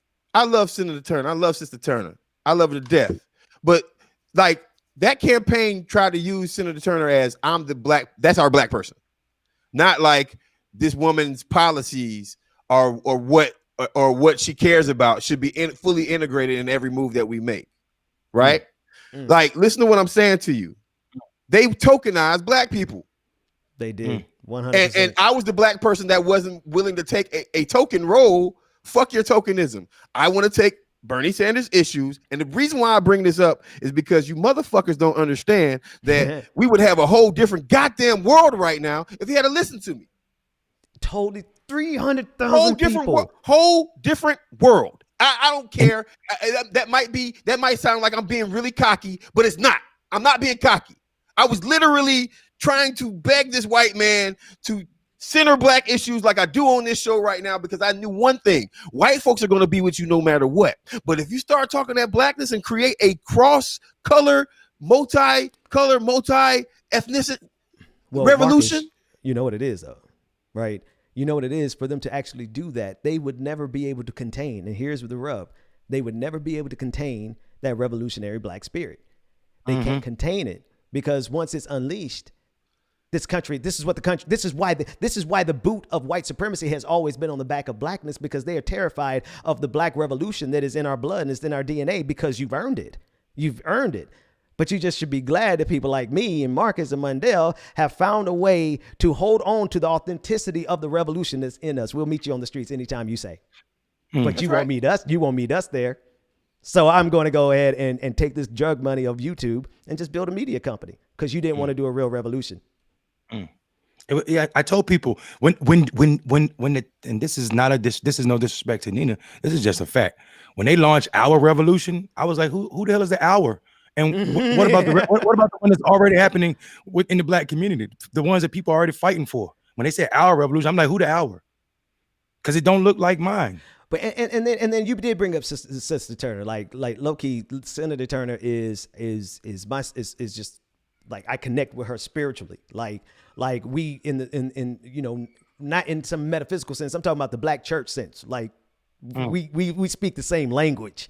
Yeah, no, I love. No. I know. I just want to add one thing to it, is that what you've said, Marcus, you've said from your very personal experience as a black person, as a black progressive, who is the high. I mean, like you do the revolution for real. Okay, we'll do it. That's you, right?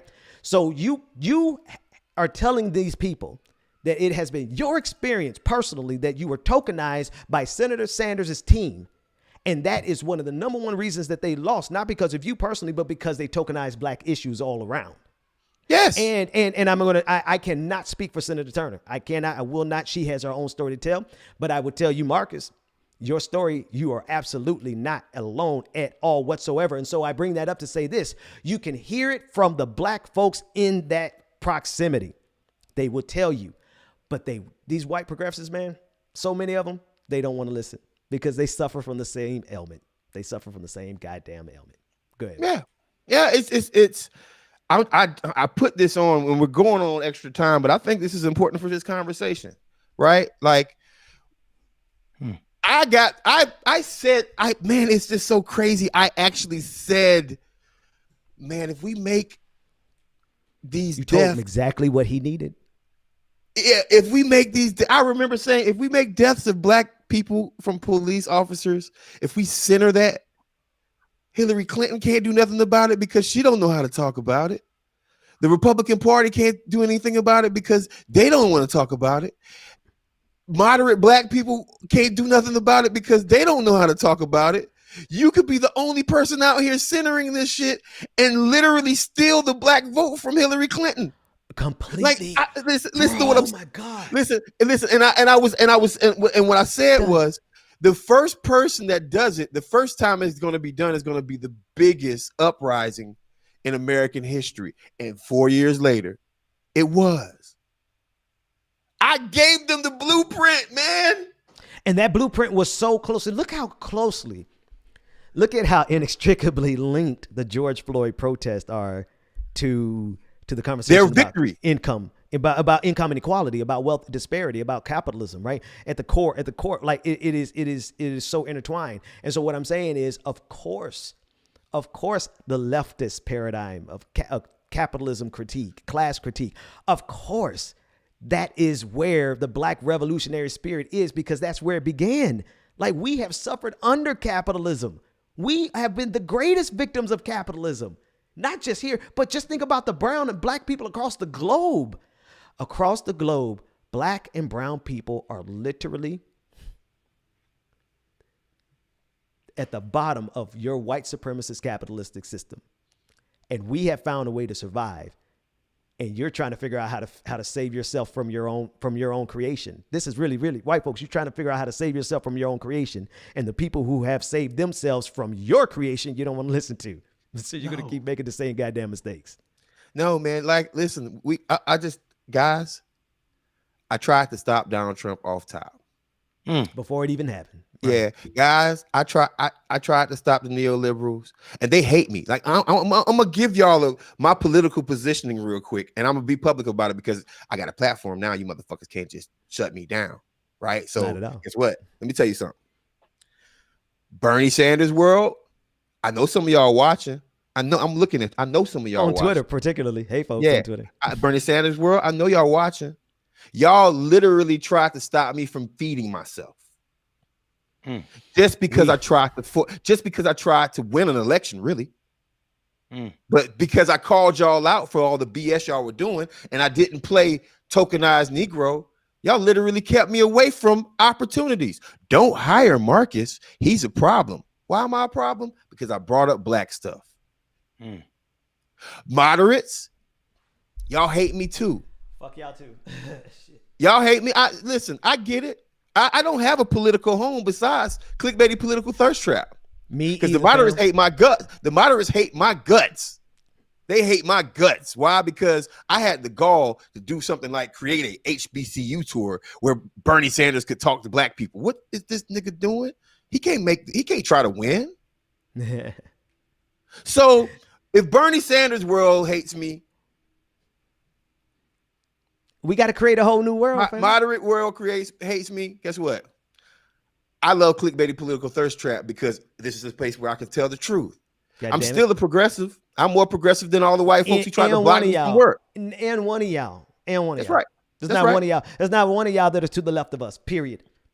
Except you know what they pride themselves on? God damn it, we about to get in trouble with everybody, goddamn body. They pride themselves on positing in their head.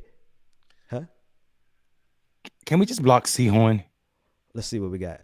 What platform? Oh, but Marcus, Jason Johnson. Don't read that out loud. Don't read that out. Oh no, I'm not. I just need this. What platform? I'm talking to Marcus because guess what? Like, bro, this is the real world, and what you just said was ridiculous. And you don't understand life, nor do you understand how Anderson Cooper being what's the family, the rich oil family that built the trains. Train family. What's Anderson Cooper's family? I don't know. Whoever they are. Vanderbilts. The Vanderbilts got him on CNN or everywhere he gets, or how Trump became president. So what you just said was ridiculous and pointless. So bye-bye. I don't even see them though. I'm trying to see what platform. Don't worry about it. Somebody else can get them. I know somebody else is in. Oh, okay, cool. Good shit. We got somebody, we got somebody else that's gonna take care of them. You ain't worry about that, Ben. Love it. And then back to the lesson at hand. I don't even know what I was about to say, but it'll come around eventually because we're speaking from the same truth. This own repeat. So yeah, here's where we are. I think today we flushed out very thoroughly for all our white progressives who choose to watch and love the truth. You got some growing to do, and your growing is hurting our movement. Until you're finished growing, step aside and let somebody black ride. Right. Step aside and let somebody black ride. Let me just say a couple things that are not related to progressive, but they are. Nina Turner's running for Congress. Mark Fudge is going to the administration, and Cleveland might get a chance to have Nina Turner as a representative, and that's dope. Woo, child. That's dope.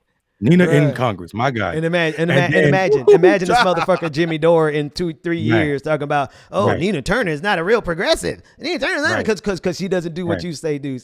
Man, well, Nina Turner will turn right around and be like, Jimmy Dore, I'll fight you. Period. and y'all thought Simone Sanders was a block that dude on for she dragged him off stage. Yeah, bro. Like we all linebacking for Nina Turner. You gotta get through like a whole half dozen million people to get to Nina. So. Yeah. So and then the second thing I was gonna say was, if you're in Georgia, and you did not vote by mail thus far, today is early vote. The first day of early voting. Get your booties to the poll. That's right. Get your booties to That's the poll. right. That's right. Hey, listen, I'm gonna tell you something. Bernie Sanders should have had a black campaign manager too. Yep, I said it. I don't care how you feel about his last campaign manager. I don't like him or not like him. He's a good dude. He's cool. But guess what? He should have had a black campaign manager. Why? Because you always empower your most problematic area. Shows growth. Right. I'm tired. I'm sick and tired of folks But using it's people painful, of color. I'm sick and tired of people using people of color to replace blackness. Nah, you ain't black, and Bernie's problem was black. I said this on the show before, but I'm gonna say it. I'm gonna keep it 1,000 right now. Bernie Sanders should have hired a black person as a black woman, a black man, a black person, a black person, yeah, exactly. as a campaign manager, and he didn't. Why? Because you white progressives love that people of color thing. Yeah, because why they go through so much effort to not have to talk about our issues. Man, right? Listen, the black person probably should have been Ernest Boston out of South Carolina. The black person probably should have been me. The black person, there could have been so many people, right? Like, and here's the thing, and it's not because I'm not saying this because I wanted the job. I would have took it, but it's not saying this because I wanted the job or been about me. It was we would have focused this time around on the problems that happened last time. Right. But man, listen. I'm gonna tell you something. Racism, cockiness, and not listening to me literally is the reason why we're in this shit right now. That's all I gotta say. And this is like so I'm gonna be honest with you. I want people to understand this is not hyperbole. This is not hyperbole. This dude literally had the ear of Bernie Sanders. And what did Bernie Sanders and his orbit say about the issues? Because I want you to forget about that. I want to forget about that part. I want to highlight something you said just a second ago, man.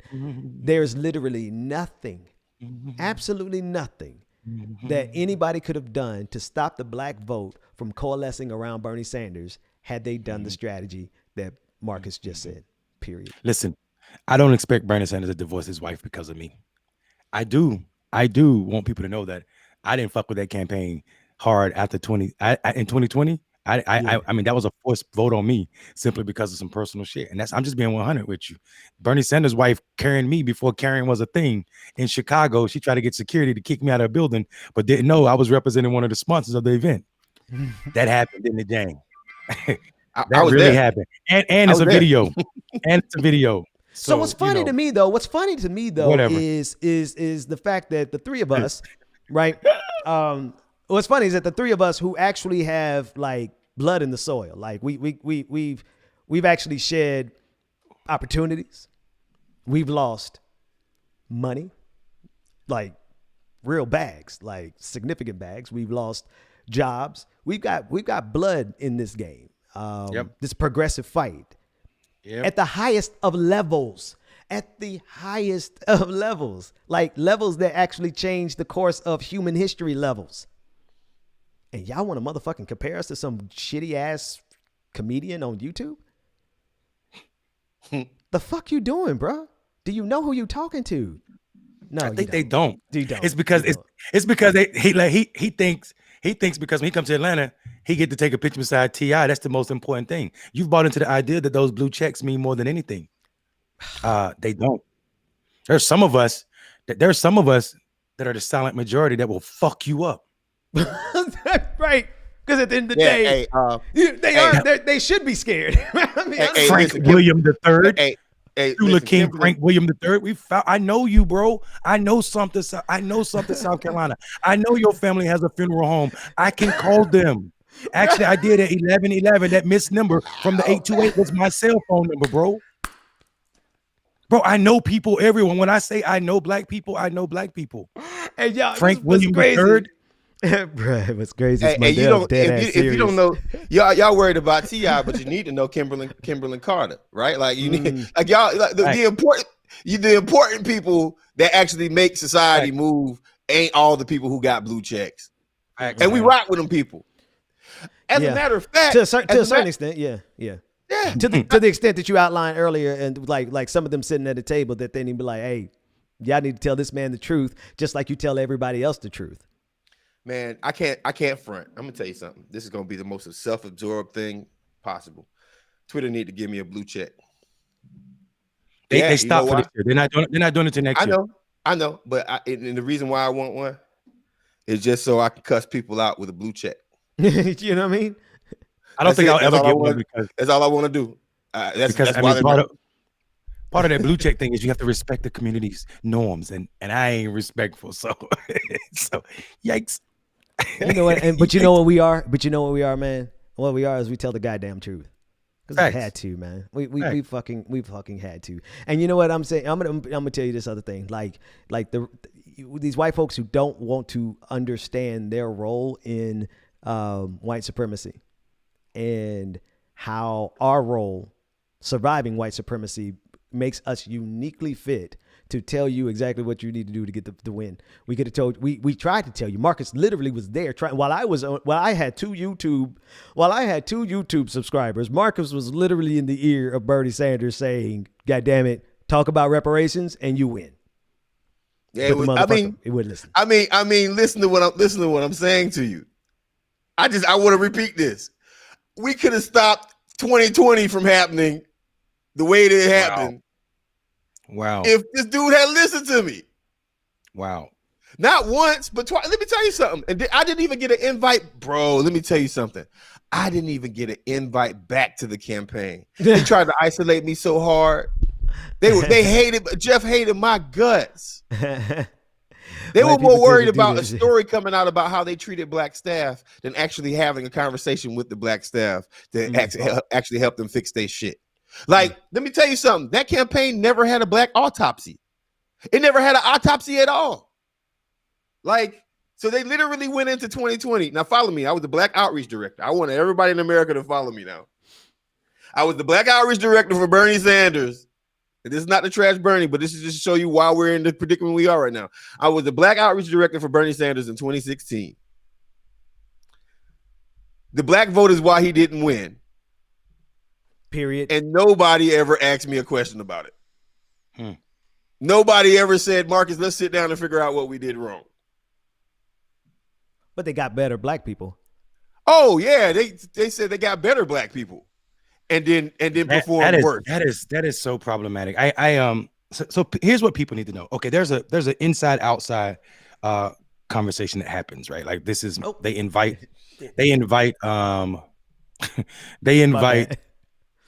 progressive organizations to come in and interact with congressional folk. Before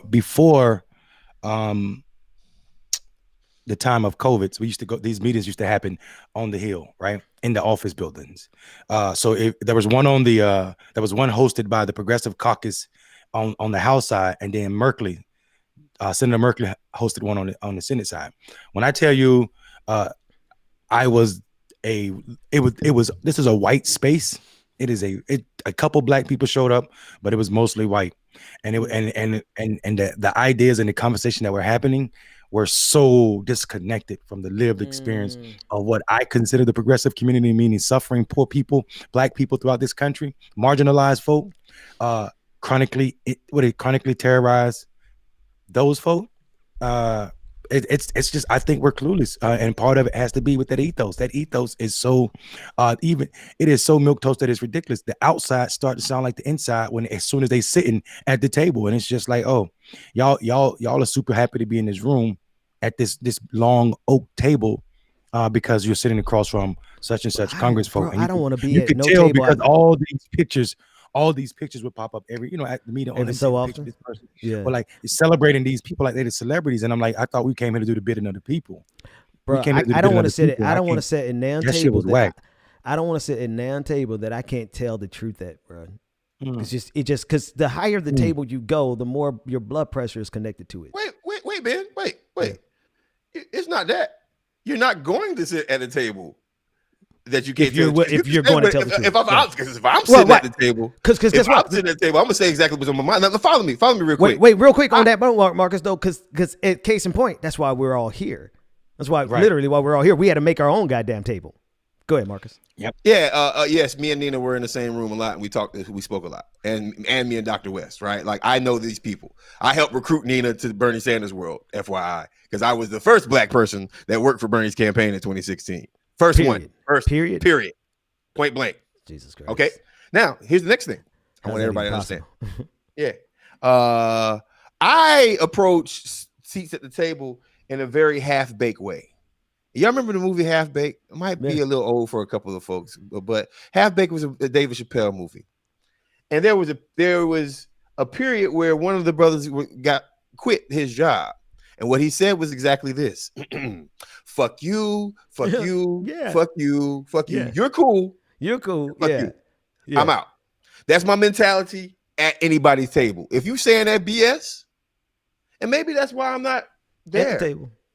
Maybe that's why, because these and people. wait, Marcus, can I ask you a question? Yeah. You wouldn't leave like, all right, man, I'm leaving. Who's coming with me? Who's coming with me, man? Who's coming with me, man? Come on, man. Who's coming with me? And this comes from a space where I was at the table. I was at the table and I was disinvited from the progressive table because I just tried to make black people an issue. And they lost. And they lost again. Listen, let me tell you something. I had to go to a goddamn therapist. I was gaslit so hard. I needed therapy after Bernie Sanders 2016, and I thought I was crazy because they stopped me from working, bro. They stopped me from getting paid. So let me tell you something. It's the vindication. Butternuts. It's buttercups. Mondale, you so goddamn stupid, man. Yeah. In the chat, people do butternuts. Say it. Buttercups. Hold on, man. That movie, Marcus called Half Baked. That was beautiful. Hey, I want to talk to Samson. Take you to the moon like that bitch Alex Grant. It's hard being black and gifted. Sometimes I want to throw it all down and get lifted. Yo, he said, hey, Mondale, crank your light up, son, man. Where you from? Jamaica. I'm from Jamaica. Boy. I don't even know the last time I saw Half Baked, man. I don't even know the last time I saw that. Where in Jamaica? Right near the beach. Right near the beach. Boy. This man was in the middle of making one of the most salient points in American political history. All right, go ahead, Marcus. And we're talking about that movie was great, bro. Half Baked. That one used Half Baked in a political analogy. That's the genius of this show. Right. That's right. That's the ingenuity that we had to come up with to survive y'all dumbass shit called capitalism and white supremacy. My point is this right here. I had to go see a goddamn therapist. And I can't front. After seeing the results, I felt bad, but I also felt vindicated. I felt bad that Bernie lost, but I felt vindicated because it proved to me that I wasn't crazy. And it proved to me it proved to me that I didn't do anything wrong. God damn it, Marcus. It proved to me. It just proved to me that sometimes that's all you need, man. Yeah, asking for black liberation ain't wrong. It's not wrong. And if you are the guy who wants to make sure that people have free health care, how come you can't be the guy that pushes reparations for black people? Bro, if you're the guy that push, like, how come? Bernie, to me, it made all the sense in the world. God damn. You know one thing I've been able to do, man. One thing I continuously pat myself on the back. I always do, but you know, I like to grow, and I have grown. I have evolved a lot since 2016, right? Just coming to terms. But what I had to accept out the gate was that some people on our side are shitty. They are just as bad as anybody from the conservative movement. They just do it with different language. They talk about Medicare for all, but they don't really mean that shit. They don't really mean that shit, bro, because if we really broke down what's going on in this country, we would see that if we look at what's happening at the intersection of black and capitalism, we can fix this goddamn country. But y'all only want to look at the capitalism part. Yeah. So here's my thing. People are saying that, you know, politics is a cesspool. I believe America is a cesspool. Whiteness is a cesspool. And I think that's an easy answer and also a cop-out for what's real. I think for too long, though, people have been buying into a ridiculous notion. I don't know who came up with the idea that something about a seat at the table, wanting a seat at the table. Or I don't want to sit at your table. If you ain't invite me, I ain't gonna eat your food anyway. Whatever you serving, you probably trying to kill me. Shit bland as fuck anyway, bro. You got no salt and pepper on that shit. So I don't raisins in the potato salad. Why am I gonna force you to let me sit at your table when I could just build my own? Because I'm dope with recycled wood. I don't need to get your table. Okay, because you want to see how dope we are. You want to see how fucking dope we are. You want to see? All right, I might have to violate an NDA here. But motherfuckers, I'm back. Try to just, I'm Not back. yet. We coming. Yeah. We coming. And listen. Even if, I like that, Mark Mundell. I like that. Even if this is it, this is still the dopest truth in the goddamn country, period. Pure. We did that shit organically, authentically. It just happened. But it wasn't just me. Guess who else is back? Marcus Farrell. Guess who else is back? Mundell. And guess what the fuck happened? We all ended up in the same space at the same time just because we wanted to have a conversation and dope-ass show ensued. Dopest of the dope-ass shows, period. That's why I say everybody need to click that goddamn like button, share button, that subscribe button. Because even if we don't do anything else but this, we are demonstrating the truest of the truths. The true. If you know that movie, you know who I am. You know what I'm talking about, right? We represent the truest of the truth. And all y'all had to do was listen. Dr. Cornel West tried to tell y'all go get y'all Grammys, Webbies, Pollys, whatever you call them. Yeah, we're gonna stay over here. And the only award we need is that 1,183 folk that know that they're getting served truth every morning. I'm good. Hey, listen, I'm without a script, without prep. We just cut on the goddamn camera and go. I'm petty. And we don't poverty pimp, nor do we use black trauma as a way to steal money from families. We will never have a monetized video with Black Death in it. Ever. Because y'all been monetizing our deaths for so goddamn long. I'm not gonna continue. Right. That's not real. Yeah, I'm petty. Every time I get up and do this show, a star in Vermont dies.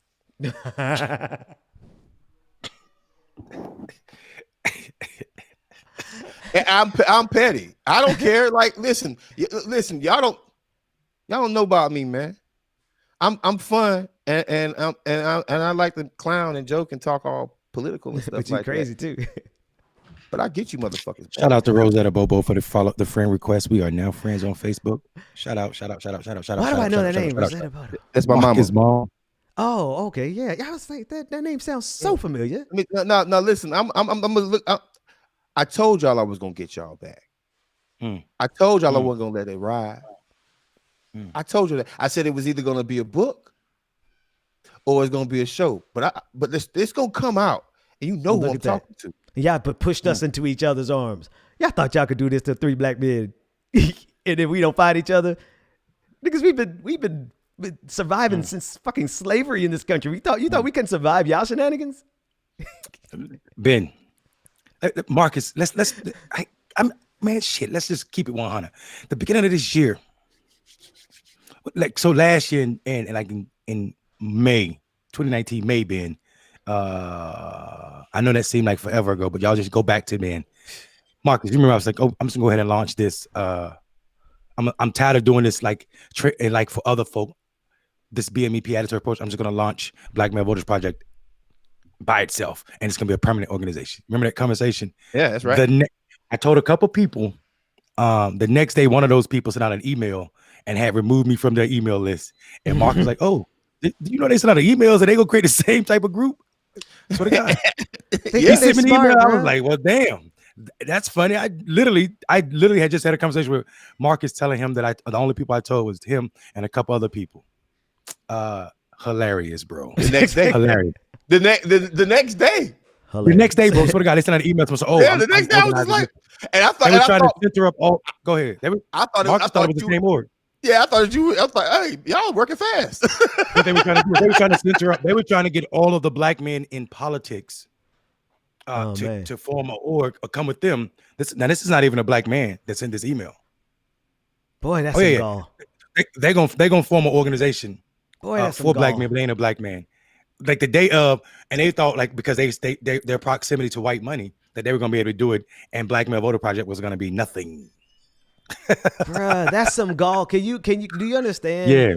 Like what kind of arrogance would I have to start an organization to represent women, and then expect all the women to respond to me? Hold on, Ben. Hold on 1 second. After a woman that does women work already came to you and told you she gonna start one. Jesus Christ, man. What's wrong with these people, bro? Hey, listen, since we've been on for a little while, and I don't mind staying on because my day really starts at noon, but we could get off or whatever. But listen, because we today run our own shit. today I had to get it out and I feel good. But Yeah. I need 1,000 likes before I get off of this thing.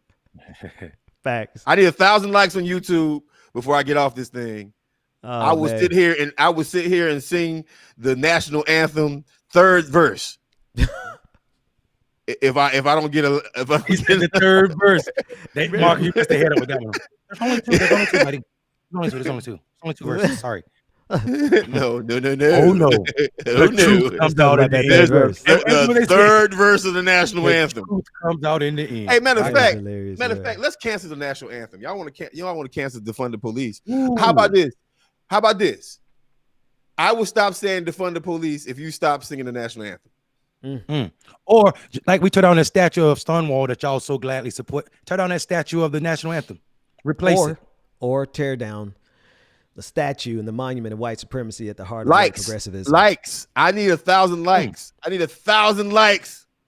I'm looking at this crap. Y'all been listening to us for free. Y'all need to come over to Patreon and give us some money too. Shout out to all the super chats. Super chats have been coming in. I've been trying to keep up with them. We've had a really intense conversation today, but it was much needed. A lot of areas. Yeah. And Torches and Pitforce. I saw your comment earlier. That's right. I said there were more white consultants that came to Atlanta than PS5. That's crazy, man. Yeah. That's real. I'm trying to get everybody super. 1K. That's what I'm talking about. We did it. We did that. 1,000 likes on the stream. Y'all be sure to tell somebody about it. Y'all go on. Yeah, you know what? Well, you know what? Bump that, man. Listen. If y'all on Twitter, listen. Let's call a spade a spade. People like to be pretentious about this, or they try to act and pretend like coy. The fact of the matter is, the more numbers we have, the more we can fight. Period. Go follow these brothers on Twitter. Follow the show. Like, share, subscribe. But more importantly, let your voice be heard. If you think what we got to say is the truth, put it out there on Twitter, on social media. Because that's all they got. That's all they got is their gangs of folks. You know what I mean? They mean well. I don't think any of them mean wrong. I just think that they're not ready to take the journey of introspection and see how they have been complicit with a system that has been detrimental to us. They're not ready for that because it's painful and they don't want to do it. To that end, they're going to keep making the same mistakes, and we need to then build our own table because they were never going to allow us to tell the truth at their table in the first place. Period. Y'all should have made me sign an NDA, but I know y'all know y'all did. Yeah, I was so early on the campaign, they didn't even have NDAs yet. That is hilarious. That's great. You dig what I'm saying? Yeah. So nobody retroactively made me sign an NDA saying I won't say. So I'm gonna tell on you. I'm gonna tell on you, motherfuckers. Yes, because y'all try to do me dirty, bro. Yeah. They try to do me dirty, bro. What's great is though that your NDA, the fact that you don't have one is really spectacular and it's helping you. The fact that I have one. It's I appreciate. We can move in silence, bro. We just move in silence. I appreciate it because, like, I'm gonna tell you like this right here. They got a little rumor mill, and I call them all out, right? What's the name of the organization? The Justice Dems. They wouldn't rock with me.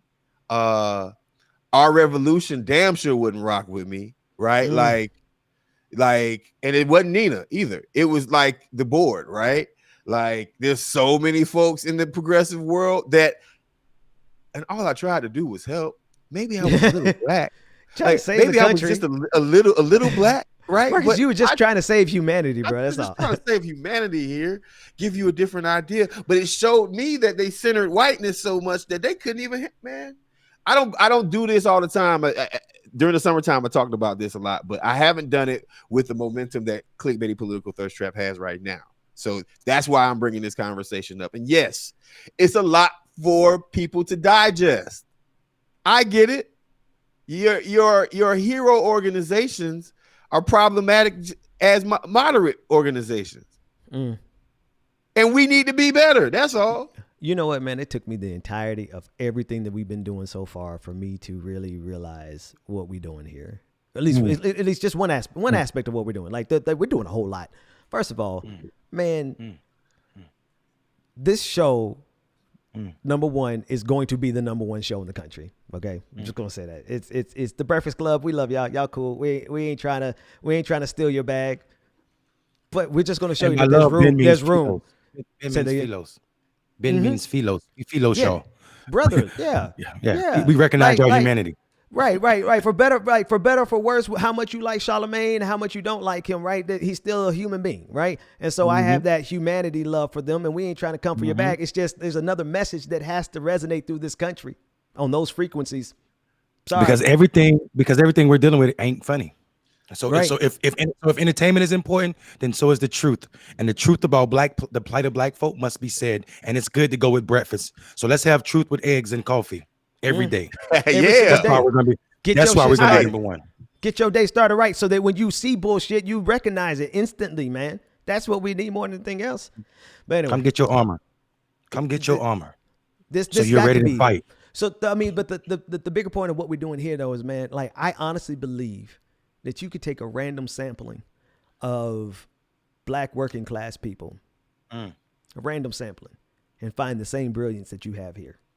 Wow. Yeah, absolutely. PRS-One said on Dr. West's rap album, there's 10 black geniuses in every jail. In every, understand. Think about what he just said, and I'm gonna make it more plain because people might be like, "Oh, that's hyperbole." Watch this. 10 years apart, same hospital. Fuck with me for a second, Trap. 10 years apart, same hospital.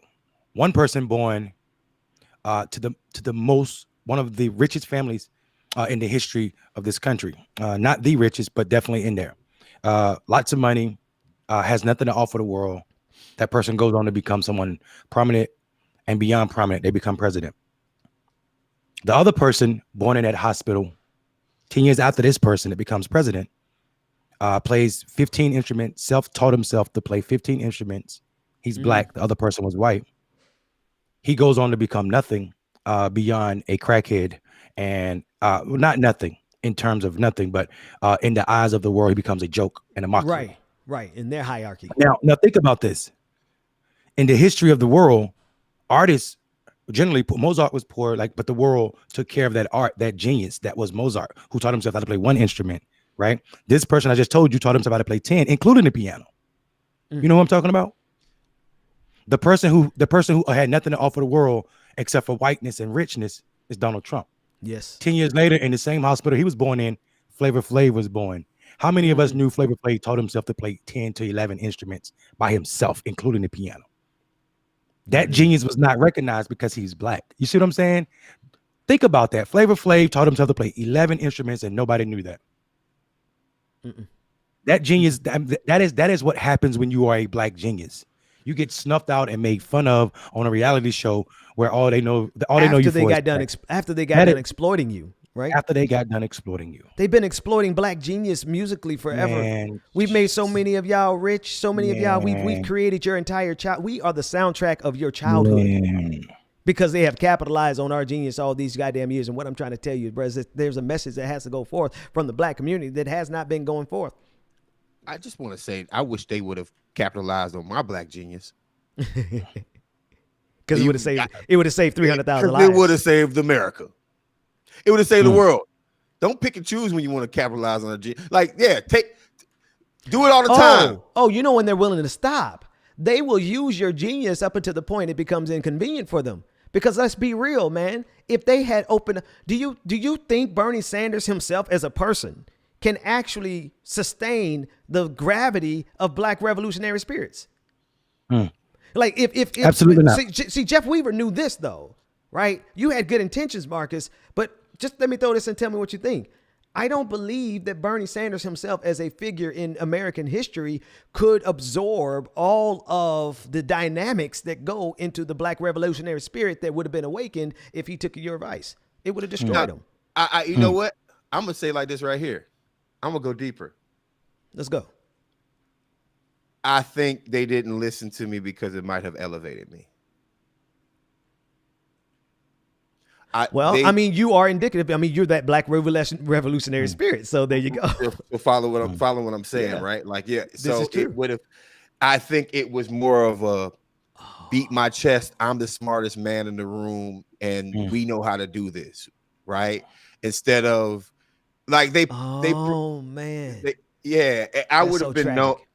I would have been like, we can't have this young black guy being this amazing thought center of how we do anything, right? And I wasn't trying to be, but it was more of a chest thumping. You can't do this. Let me tell you guys something. The first month that I was on the campaign, I had to beg them to let me go to South Carolina and start talking to people. Oh my God. They wanted me to just stay in Vermont. Let me ask a question to the audience, and we just need to have this on the record forever. This is the system that you all created. We didn't create this system. This electoral map, the strategy, the DNC, the going through the South. You can't win without black folks. You can't. Y'all set that up, and Marcus tried to show you how to win at the system that you set up, and you didn't listen to him. What are we supposed to do about that? Yeah. It's not on me. Again, this is not about me. It's just I want to make sure that America knows that there was a person telling Bernie Sanders what to do, and they did not listen to that person. And you know what's crazy? It got so bad. I had to beg. This is my last point. I had to tell Dr. West. They isolated me so much. I had to ask Dr. West to pass messages to the campaign because they stopped listening to me.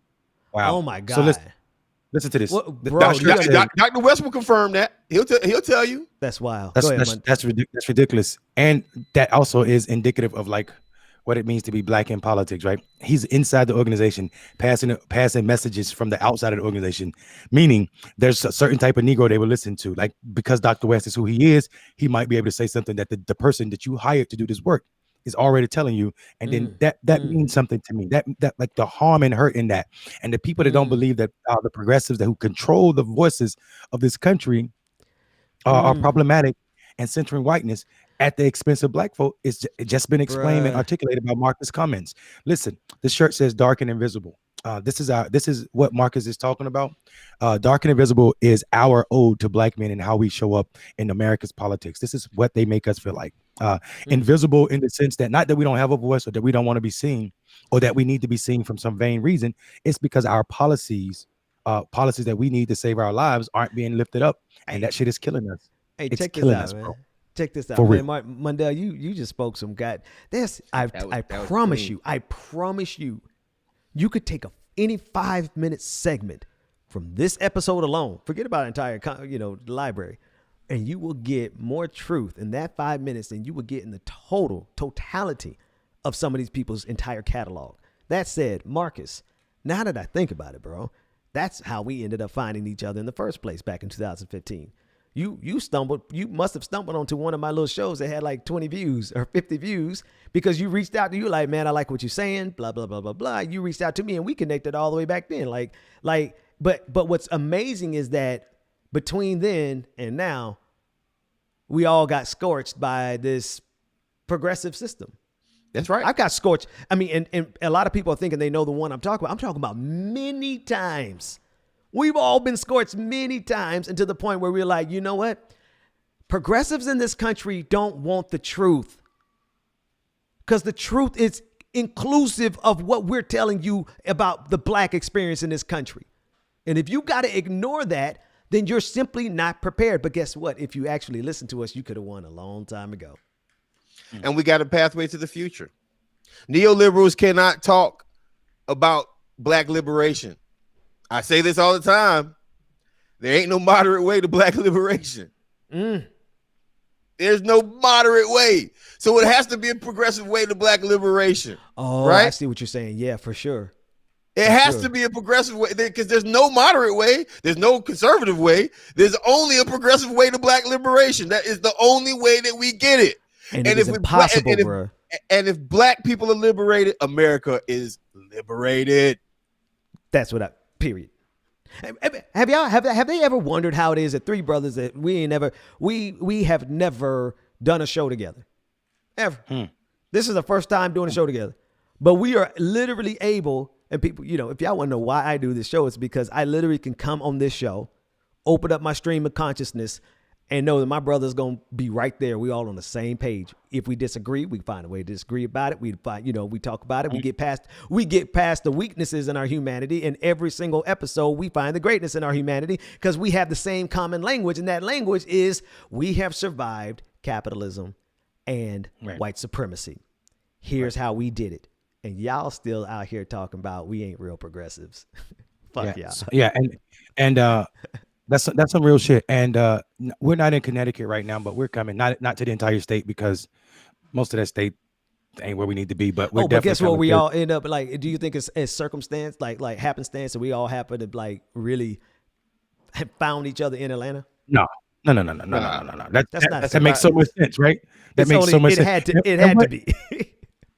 Ben, do you forget that you were at the you didn't forget that you were at I told you I got a video of you speaking at a Brothers Be Voting.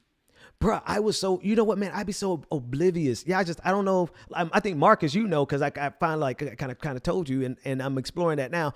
I'd literally be oblivious to my reach. Honestly, like, because when I came there, I don't know if you remember, you asked me to talk about something that happened on social media. And I was thrown off because I'm like, well, how would you even know? I'm like, bro, like, how would you know what happened? Like, I scorched, what was it, David Allen Greer, right? The comedian, right? Oh, yeah. I scorched his ass. I hate Boomer, like, or whatever. Like, and I completely forgot I did that, and you brought it up. And the reason I say, you said, Ben, you must have forgot is, yeah, man, my brain I just be like cataloging stuff. Like, I had no idea that you would even be looking at my timeline, bro. Oh yeah, of course. I'm a whole nerd. I literally I'm yeah. Anyway, but yeah. Hey man, somebody said this is the Chipmunk News Network. Man, fuck yeah. No, it's great. It's great. CNN right behind Mondale. I think Girl Scott. So here's what we get to sacrifice. We get to sacrifice a great internet connection.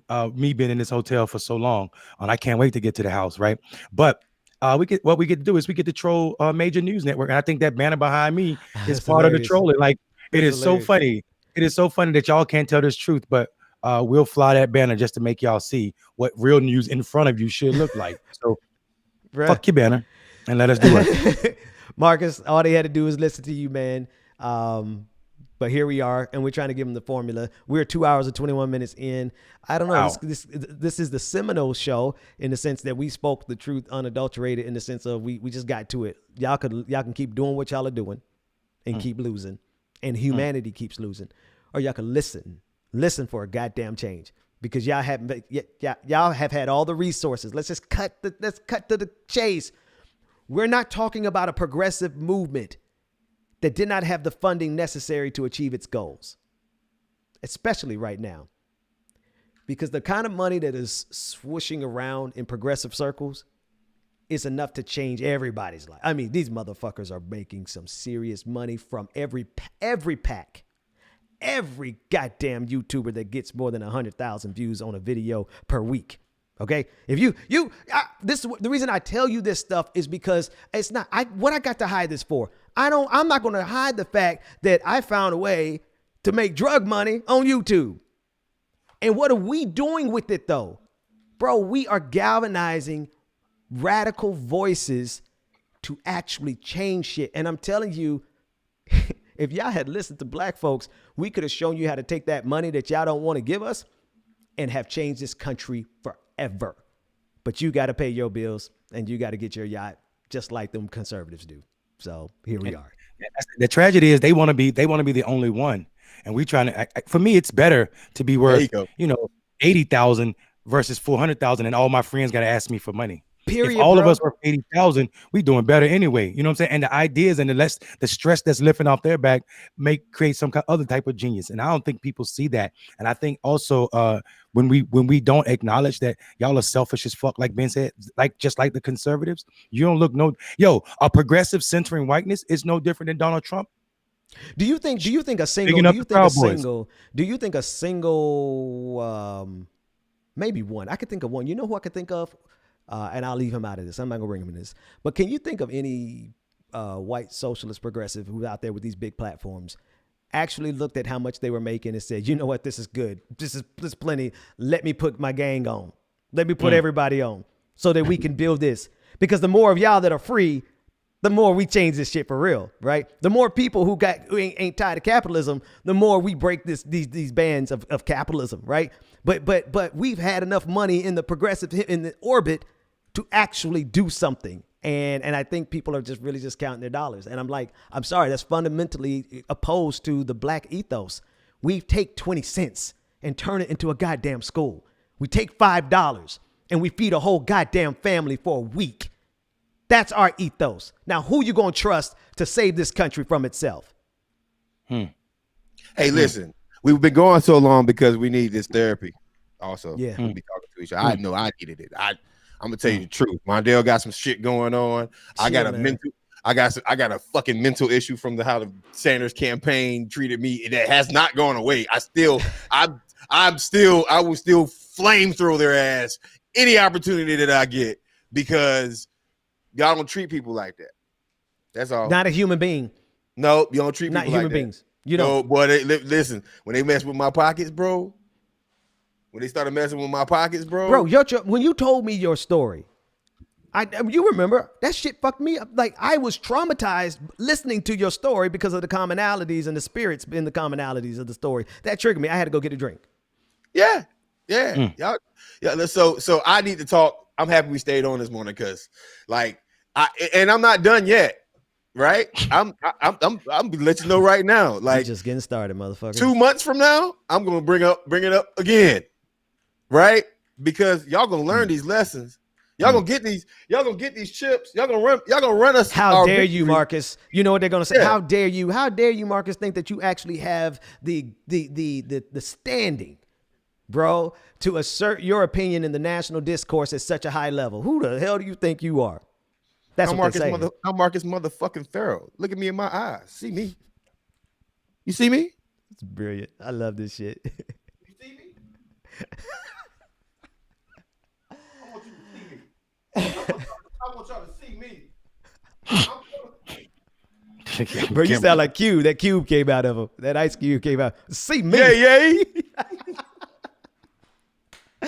Oh, man. This is the greatest show in the history of morning shows. And we're going to make sure that stays that way. Hey, gentlemen, we are at 2 hours and 30 minutes. I think we've done our pittance for the day. Squirrel Gang, we'll see you all tomorrow. Take care, everybody. Peace.